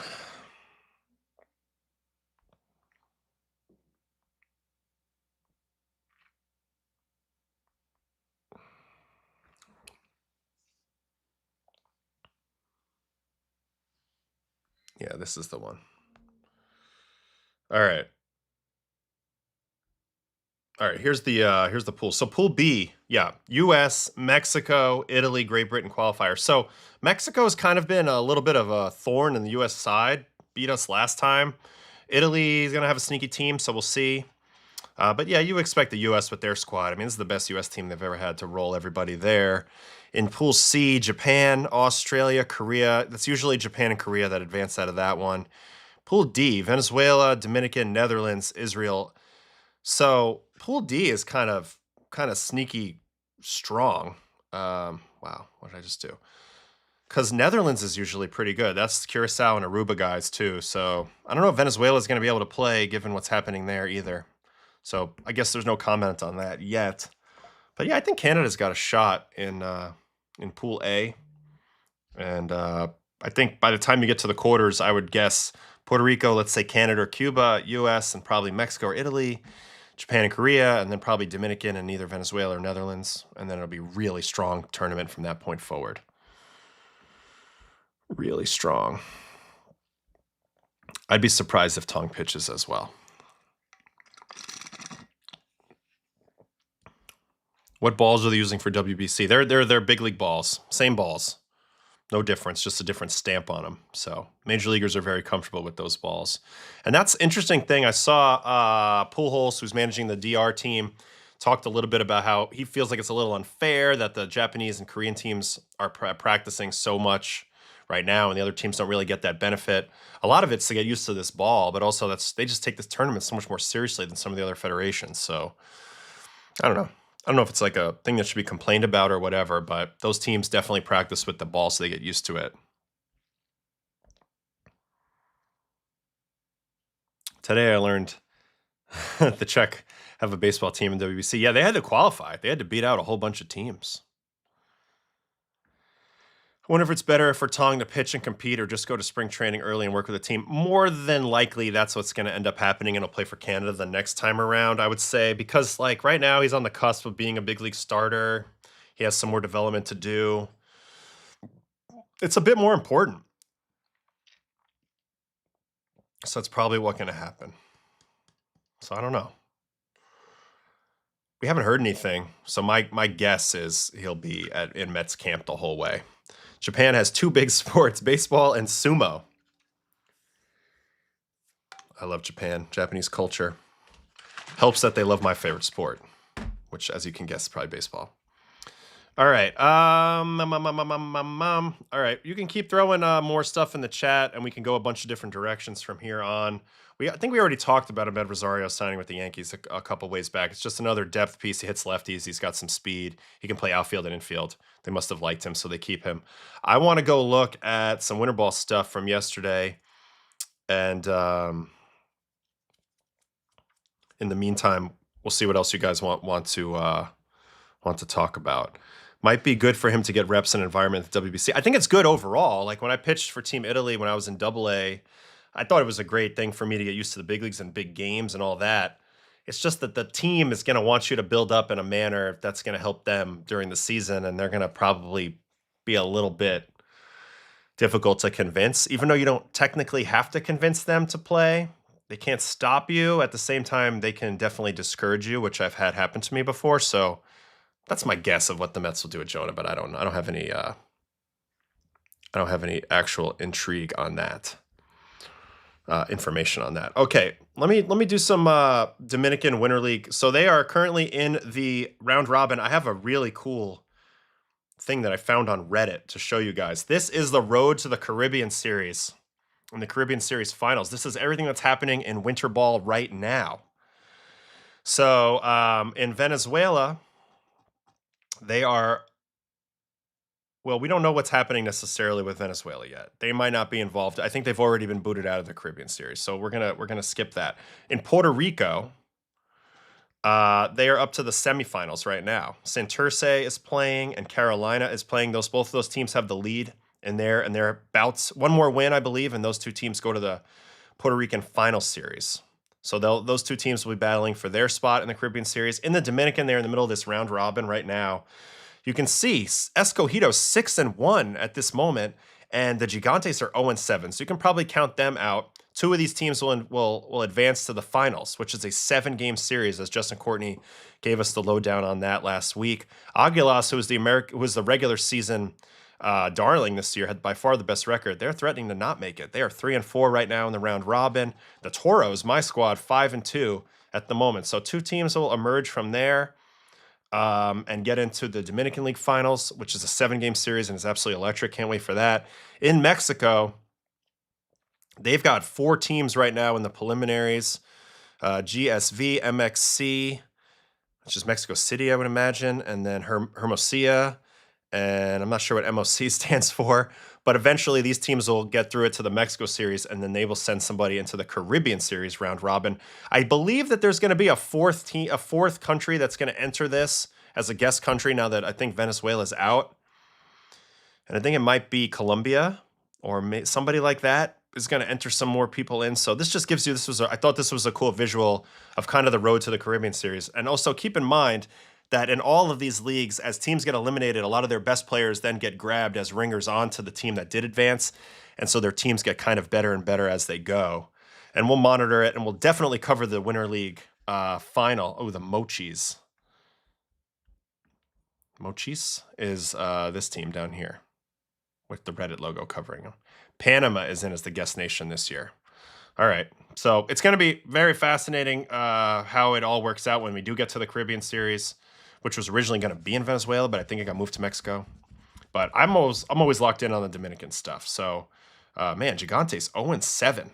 This was a game last night between Escogido and Aguilas. So I mentioned Aguilas had the best record in the regular season, but Escogido has been dominating in the postseason. They are the defending champions. This is the lineup they ran out there last night. Ramiel Tapia, Gonzalez, Socrates Brito, Junior Lake, Marmajeos, Jorge Mateo, Denzer Guzman, who's an Angels guy. Ooh, my guy Nogasek pitched. Shane Green with 6 innings in this game. So I did think this was a funny, well, not funny, but an interesting game to watch. Oh, it's Connor Green. This wasn't Shane Green. Shane Green's also pitching. But let's watch some highlights from this game last night. Here is a Jorge Mateo RBI double. Oh, right fielder playing way too shallow. Gets absolutely burned. Junior Lake, former Cub prospect. Oh, wow. Pitcher not backing up properly. Everybody's out of the dugout. 2-run score there.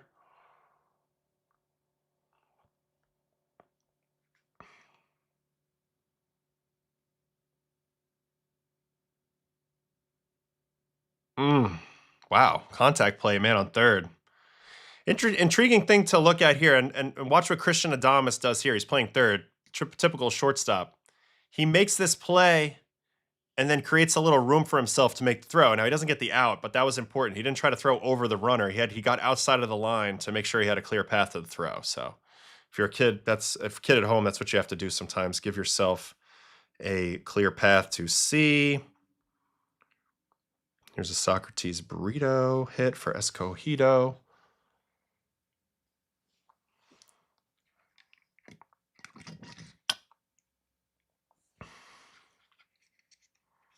think that was upheld as a double. Little day game action in Dominican last night.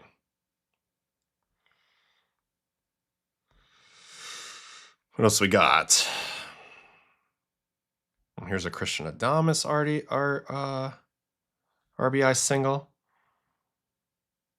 This guy's played for literally every team in the Dominican Winter League now. He was a captain of the Toros, but he's been doing so good. He was the first pick in the draft this year when he was on Licey to start off this year. And then they didn't make it, so he got drafted. But it seems like certain guys end up playing for every team in this league. There was a fight in this game.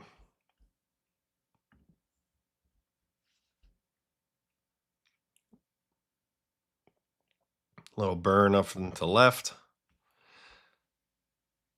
Oh! Oh, that might be why. Did he punch him in the face here? Dude, fist to the chest? Are they allowed to do full collisions in this league? This looks a little different. Let's watch this in full speed again. This was fun. Little relay play. And yeah, dude, total like, boom. Next pitch after this play. Okay. So that was, oh yeah, we have some stuff that happened here.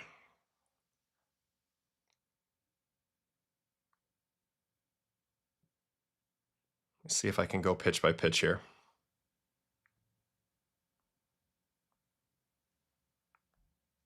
Maybe it happens here. Oh, he looked like he was expecting to get hit, and he's already staring out there. What was that about? That was weird.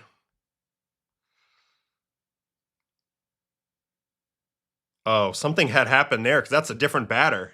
One batter in. Apparently, we're not going to get to watch the fight, but there was a fight here. Damn it, I wanted to watch the fight. Yeah, because you can see Aguilas manager Luis Areta was ejected.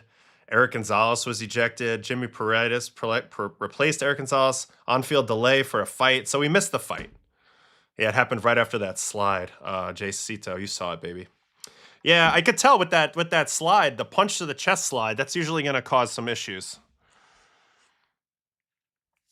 Let's watch my guy No-Go close it out, though. Former Metro. Steven Nogasek. Close. Wow. Short hair, Steven Nogo. And a lower arm slot. Holy arm by the shortstop. My God. Yeah, Nogo was way more over the top with us. So definitely trying to make some adjustments. Man, what a hose right there. There was a review. Fans were throwing things on the field. I bet they were. So that was a two-seam. He didn't even really throw that with us. All right, that's the first out of the ninth. And then let's watch this one.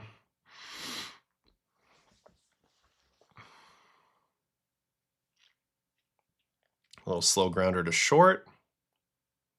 Shortstop's got a bazooka cannon. Gerard Encarnacion. And then he walked Baroa, and then this was the line out to end the game.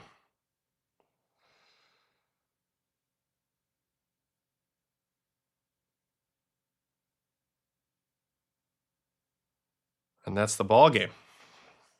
No-Go with the save. Very nice. There he is. I just want to get a look at that mustache. Look at that stash. No undershirt. What a beauty.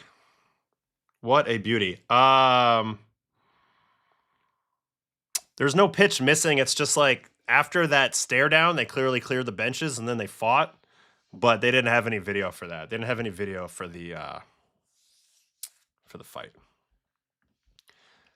Aguilita is a 70-year-old man, the mascot. Respect. They have some of the most hardcore fans. I remember driving in the car actually with Christian Adames and Francisco Pena to Gigante Stadium. I stayed in Santiago overnight when we played Aguilas, and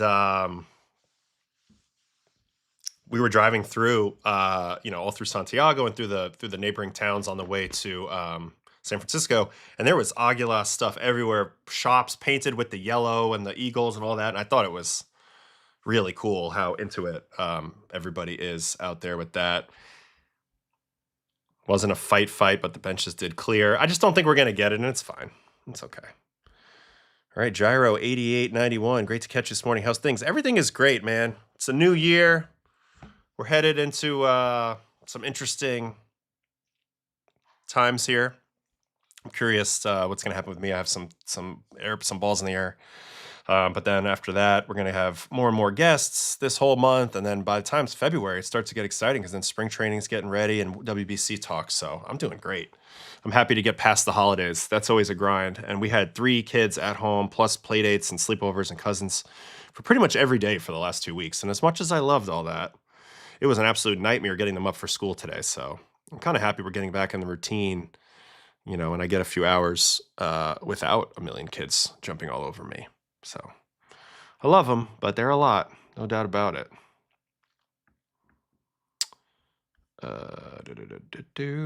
Okay. All right, so that was that game. There was, oops. Please tell me I'm still logged in. Okay, I'm still logged in. There was also another game yesterday in the Dominican as well. It was Escogido. No, it was Toros and Gigantes. Of course, it's at Toros, so we have no video of it. But this is how it played out. We got home runs in this game. Mucho home runs from the Toros. Eloy Jimenez, 3-run home run. Alcantara hit a home run off Hansel Robles, and Brian De La Cruz with a home run off Vargas. So 3 major league home runs there. And Francisco Mejia hit one off of Romero for both sides. We had some fun pitchers appear in this game as well. Any Romero starting on this side.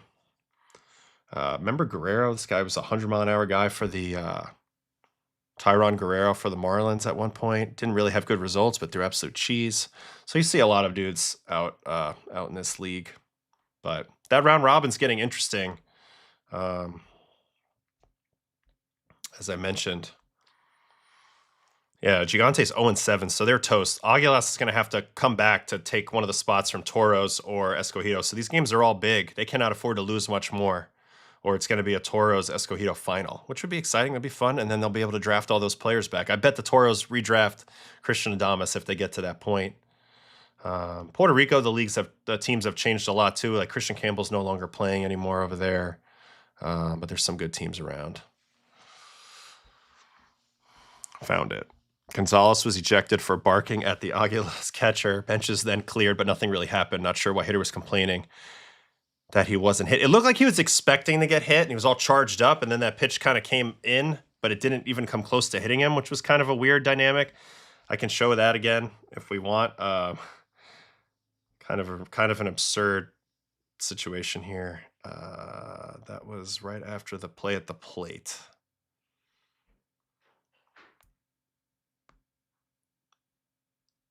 Where's that play at the plate?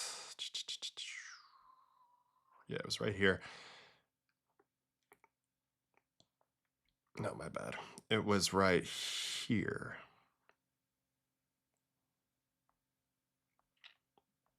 Like you see, this is the 0-0 pitch, and it's like a little breaking ball, and then he's mad about it. You see the stare? Like, what's up with the stare? Oh, catcher's about to say something to him, and this is how it all starts. Anyway, it's all good.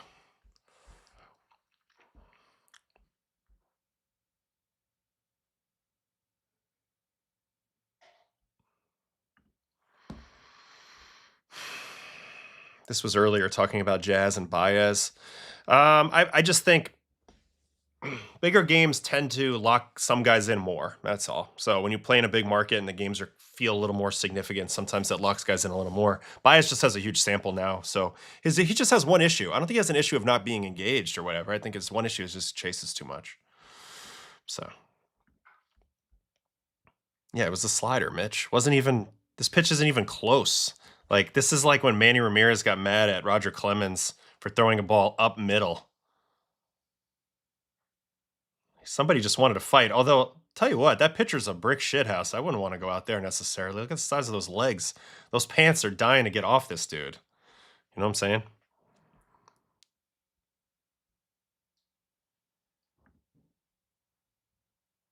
Yo, Zero, are you playing for Italy? I think I'm going to try to find that out pretty soon because I need to do a little more training if that's the case. But yeah, the official roster is supposed to come out February 3rd. I think I have a good shot.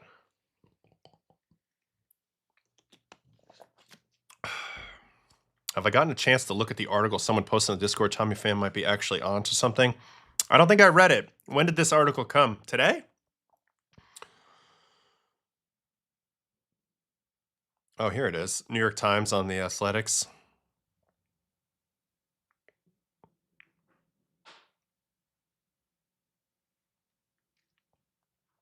Well, let's go see. I have a sign up for the Athletics.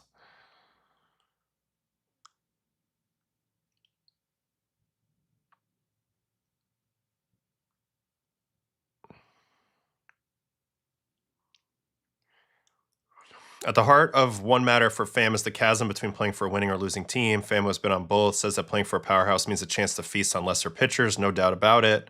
They have stats for this. Strength of opponents. That's a stat. There's just so many games where I was like facing the mop-up guy rather than the lockdown reliever. So like when you're on the losing side of things, you're facing the lockdown hitters a lot. I guess that's his point.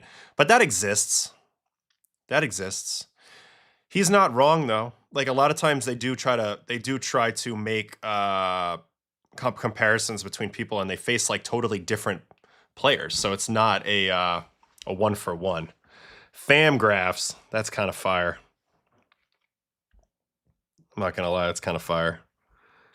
I mean, Tommy, he's always thinking. He's always thinking. Plus, you know, he's also got to come up with reasons for people to keep giving him jobs. You know what I'm saying? Like he's not wrong necessarily, but it's funny though because he's like you're always trying to say like, yeah, but this isn't fair for XYZ reason. And he's probably right, but I think it's funny.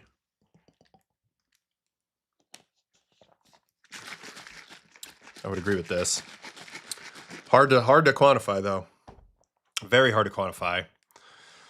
You know, when you see it a lot. I know Driveline's been working on a how long the ball is hidden behind the but how long in the delivery until you can see the ball is a something that they've been tracking and trying to figure out if that's the thing. I know that Zach Greinke rated very high in that metric, and I think he did it on purpose. I'll stand up a little bit. When he would come down the mound, he would kind of hide the ball like back here where my right hand is. You can't see it. And then he would come really late and the ball would come from behind the head.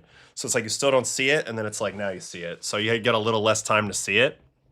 So that's another form of deception that some people are trying to figure out how to quantify. But it's not the easiest thing.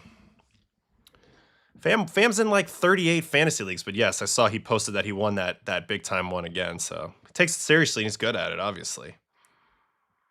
Kyle Hendricks was the same way, big part of his effectiveness. Yeah, see, I think it's all real. And like I had deception because of like my crossfire and outlier HAA, horizontal approach angle, and probably slow timing and a number of things that helped with oddity, help with deception. But that hiding the ball part is definitely important. Definitely important. Greinke would try to fool guys by adjusting his grunts too. Yeah, louder grunt on the changeup. Just a lot of stuff that he did that was intriguing. I miss Zach. He's going to not get to 3,000 strikeouts, huh? It's so funny, though, that he said that he only really cared about getting to 10 and 10 home runs, 10 stolen bases for his career. But it is kind of crazy. 2,979 strikeouts, 21 strikeouts away from 3,000. What's crazy is that would probably take him like eight or nine starts now. The way he was punching guys out at the end. But damn, that's so close to 3,000. I think Zach's a Hall of Famer too. 72.4 WAR. But damn, a little shy of that 3,000. Yeah, maybe we'll get the sequel. Although I don't see it. He seems like he's good. Yeah, Zach doesn't pay for extra guac, so he's not gonna. Did you see anybody see that meme that was getting shared a lot on, I don't know if it's TikTok or whatever, Instagram, but where the guy was like, the 5 things I won't be doing this year, going above and beyond, going the extra mile, back and forth. I thought that was really funny. And Zach's kind of like that in a way. Greinke had deception, then announced which pitch was coming in the playoffs that time. So he used to do a system. I can explain a system. This is like before the pitch comm, when you used to have to do the code system on second. Zach had a very simple system, but it was unbreakable. He would either do first sign or last sign. So it seems simple, right? It seems like everybody would be able to figure out, oh, he's going first sign or last sign. But the way he would change it every at bat is he would look at the catcher and he would either have closed mouth or you have open mouth. And one of them meant first sign and one of them meant last sign. So he could constantly change that. And because he's looking at home plate, the runner on second has no idea what he's doing, and that's the guy who has to relay. So the code's broken every time. Zach came up with that shit on his own. It's super simple. We could never break it with when he was with the Diamondbacks. And just another thing that he did so well. He did also tell people what was coming at one point, but I think that was because he wasn't on the same page as his catcher in that moment. And overall, he was just very quirky. I can remember when he sat down on the field for them to fix the mound. I thought that was great. But he always had great ideas. The slow curveball to give him an extra step off the mound to field the bunts. Just a very innovative player. Very innovative player in a lot of ways. One of my favorite people to watch ever. Also, watching Uehara pitch absolutely convinced me that hiding the ball was a huge factor. I think Koji did had a layer of that. I think he also had incredible ride on his four seam, and he had that split. So it was a little bit of like a low release ride four seam that people didn't know how to hit back then. Plus the deception of the split, plus the deception of hiding the ball. Plus he never walked. He was always ahead in the count. Koji was a freaking legend. We're gonna take a two second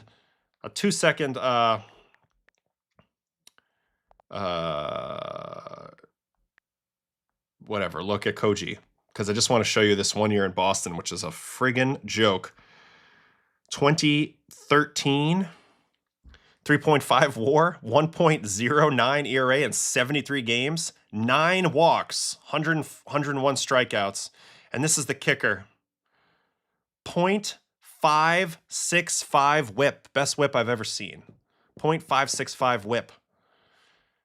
And that's coming off even the year before with Texas. He had a .639 whip. I mean, there's a stretch here where his whip is below 0.8. From this whole stretch right here, below 0.8 whip. That's 175 games of the 1.69 aggregate, and he didn't throw hard. With a 251 ERA plus during that stretch. So, put some respect on that name. What a stud. What a freaking stud. And then he was unbelievable in the postseason too, right? I don't think he gave up like hardly any base runners. 0.565, right, Norm? That's insane. That's insane.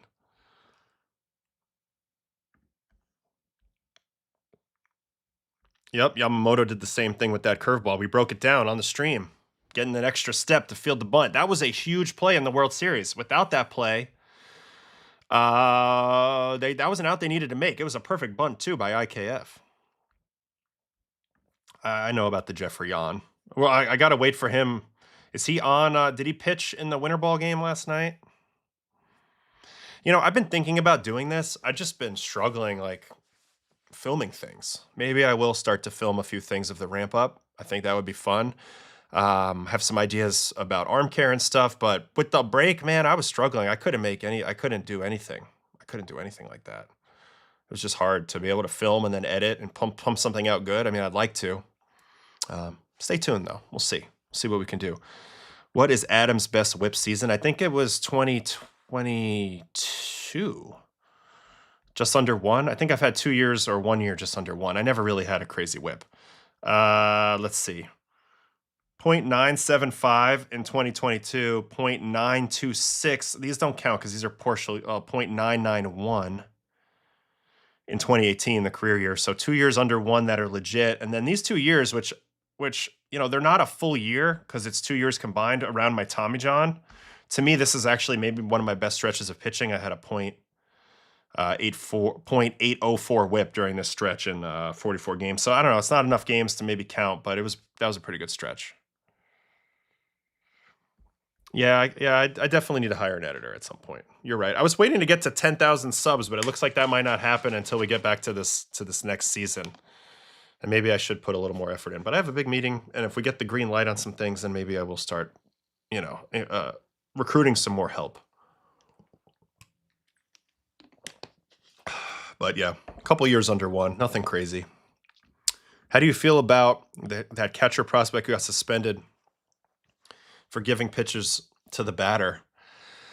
Man, that's some effed up shit. But it's nothing that I mean, I've seen people do effed up stuff all the time in baseball. I've seen guys not try hard for balls in play where their buddy hit the ball to give their buddy a hit. And it's easy to fake it, but I've seen people do that. I've seen people there's other people who have told people what's coming or give them advice on the scouting report. A lot of times it just doesn't get exposed. This one got exposed, and it definitely makes you question his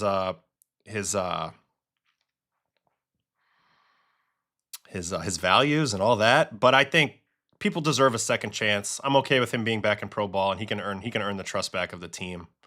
So I think it's okay. Everybody deserves a second chance. He definitely screwed up here, and I don't know the whole story. I don't know the whole story to really judge it. So Derek Bender's the guy's name. It would suck to lose your entire career because of that. So, Wainwright grooving a meatball to Jeter. I mean, if Todd Helton hits a home run off of Jake Peavy in his last game at home at Coors, and it wasn't on purpose, but he just challenged him with fastballs, basically like, I'm going to give you a shot here. It's a home run. I always felt like that was a little premeditated. Or obviously the Cal Ripken home run in the All-Star game. I mean, they were piping him fastballs down the middle. So things have happened, but those are like those weren't really consequential. Obviously, in the minors, there's a lot at stake. And if your numbers are diminished because some guy's telling you what's coming, that's messed up. But again, I think he deserves a second chance. I'm not going to write him off just because of that. And we've seen guys make mistakes, and come back and be good afterwards. Do I see myself becoming a Pobo or GM? Well, I hope it's not 10 to 15 years, but yeah, absolutely. Absolutely. Cologne grooving one to D. Gordon after Jose Fernandez, I was very okay with. Yeah, that was crazy. That was like by far the furthest ball D. Gordon ever hit in his career. So it was a little freaky deaky there. Man, that Jose Fernandez thing was really sad. He's definitely one of the best pitchers I've ever seen. I would love to see where he'd be at now on the highway to the Hall of Fame, but it didn't work out that way, which is a shame. Yeah. Social media is the part of the game that I'm just not into. I don't really like the short form stuff. But again, I do think that we're going to hit the ground running pretty hard when we get to this season. And I think the following will get a lot bigger, and I'll get the tentacles spread out a lot further and definitely enlist some help for sure. But I'm enjoying it how it is right now. 85 down the middle with adrenaline pumping. Yeah, Bartolo just piped it right on in there, didn't he? Well, that was crazy, though. I wonder if that was D. Gordon's furthest ever home run. We actually have a tool.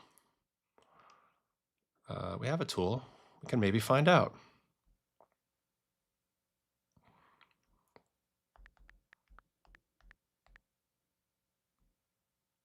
Let's see. Top plays.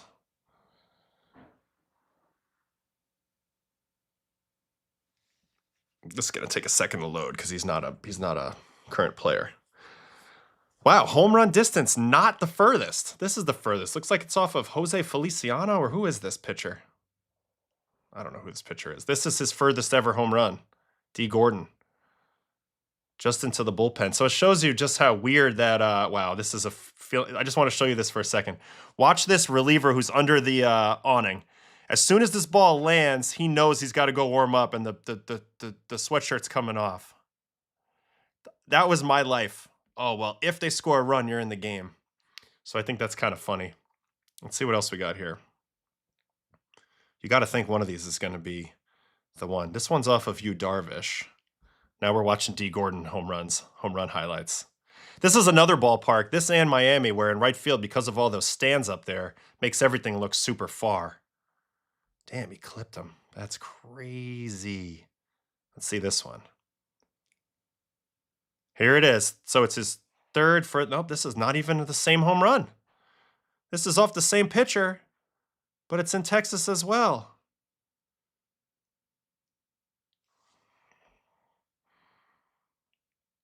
We're going to keep looking. Here it is. Here it is. So here's the home run. Here's the famous home run off of Jose Fernandez, well, following Jose's passing. Yeah, into the second deck because that deck's hanging over. But obviously, that was a very emotional home run for D and for the Marlins. That whole day was crazy. But I thought that was interesting to go look. Fourth furthest home run. So we found that out.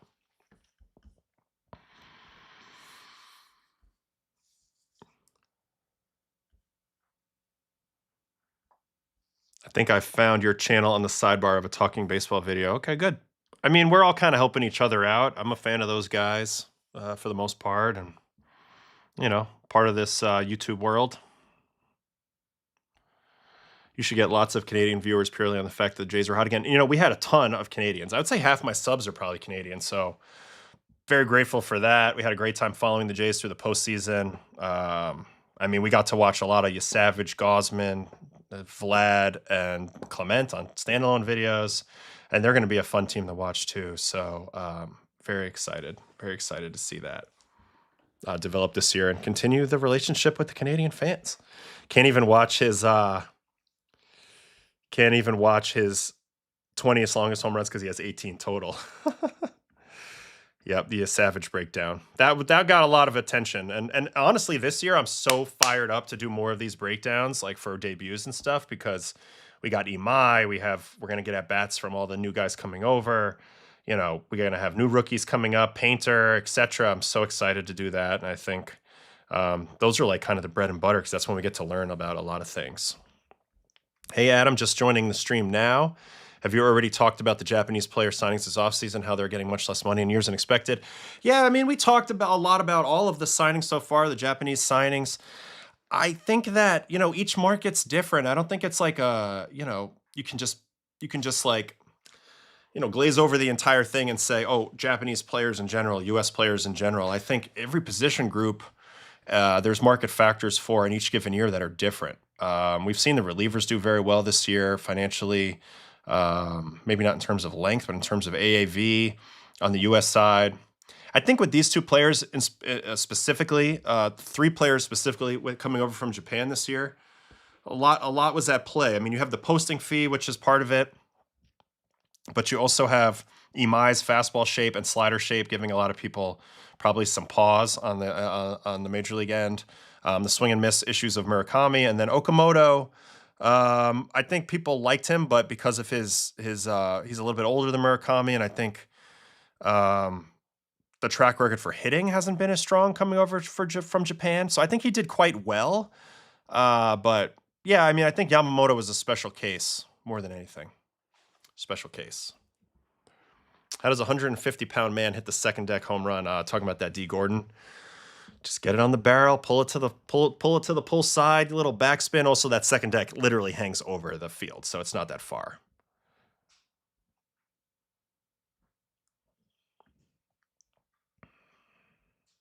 Are we working out? Yeah, yes, Brett. I'm gonna work out here, and I'm gonna get off in a minute, and then I'm gonna go work out. Today's a workout day.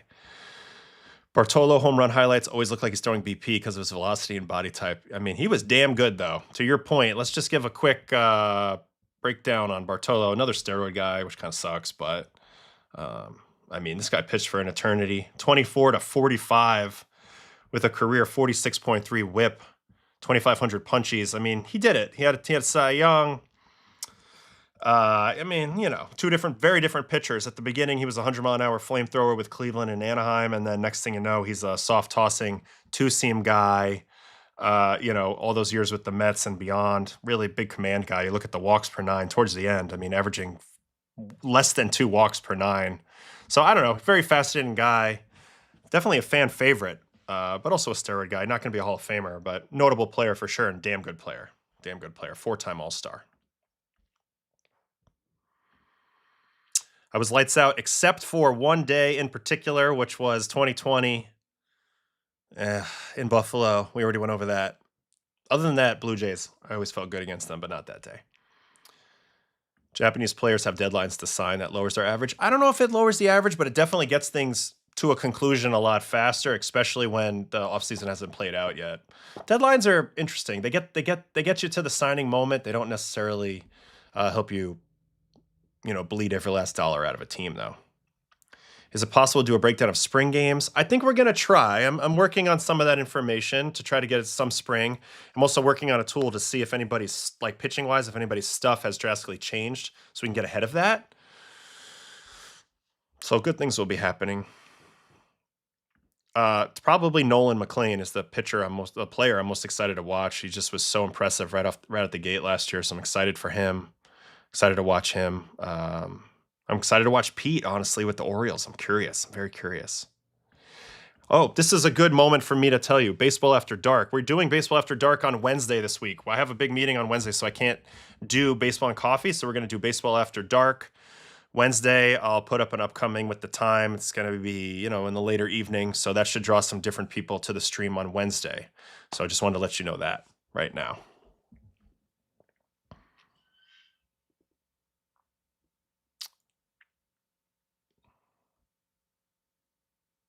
They have real footage of spring games.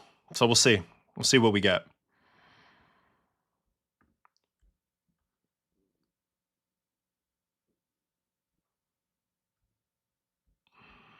"35 days, 12 hours till spring training."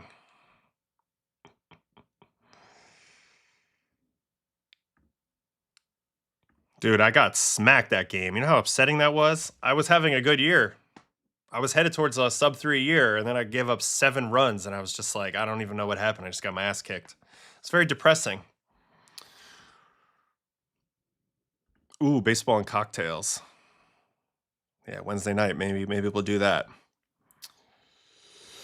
All right. That's going to be it for the show today. I don't think there's really much else to look at. Hopefully we'll get a little bit more action over the next 2 days, and then Baseball After Dark on Wednesday. I'm excited for that. We haven't had one all off season, so that should be really good. We'll be on for about 2 hours, probably hour and a half, 2 hours, depending on what happens. Thanks for hanging with me today. Great turnout today. We've had over 100 viewers for the majority of the show today, which is super exciting, especially for January 5th. With only one topic really to talk about today, which was Okamoto going to the Blue Jays. So I really appreciate you guys. Keep an eye out for the hoodies on the site. And Wednesday, we will see what happens. I'm really hoping for a big one. It would be great if we could get a Bichette or a Tucker or a Framber Valdez or something. Something good to talk to, something unexpected would be fun as well. Maybe a big trade. So thanks for hanging with me. It's always great. You guys are awesome. A lot of new people in the chat today. Much appreciated. It's actually literally snowing outside right now. So we are in the thick of the winter. But I just sent out a bunch of information to some friends about coming on as the guest. So hopefully we'll get those going starting maybe on Friday. But in the meantime, thanks for hanging with me. And have a great week, everybody that's back to work and stuff like that. All right. Adios. See you guys later.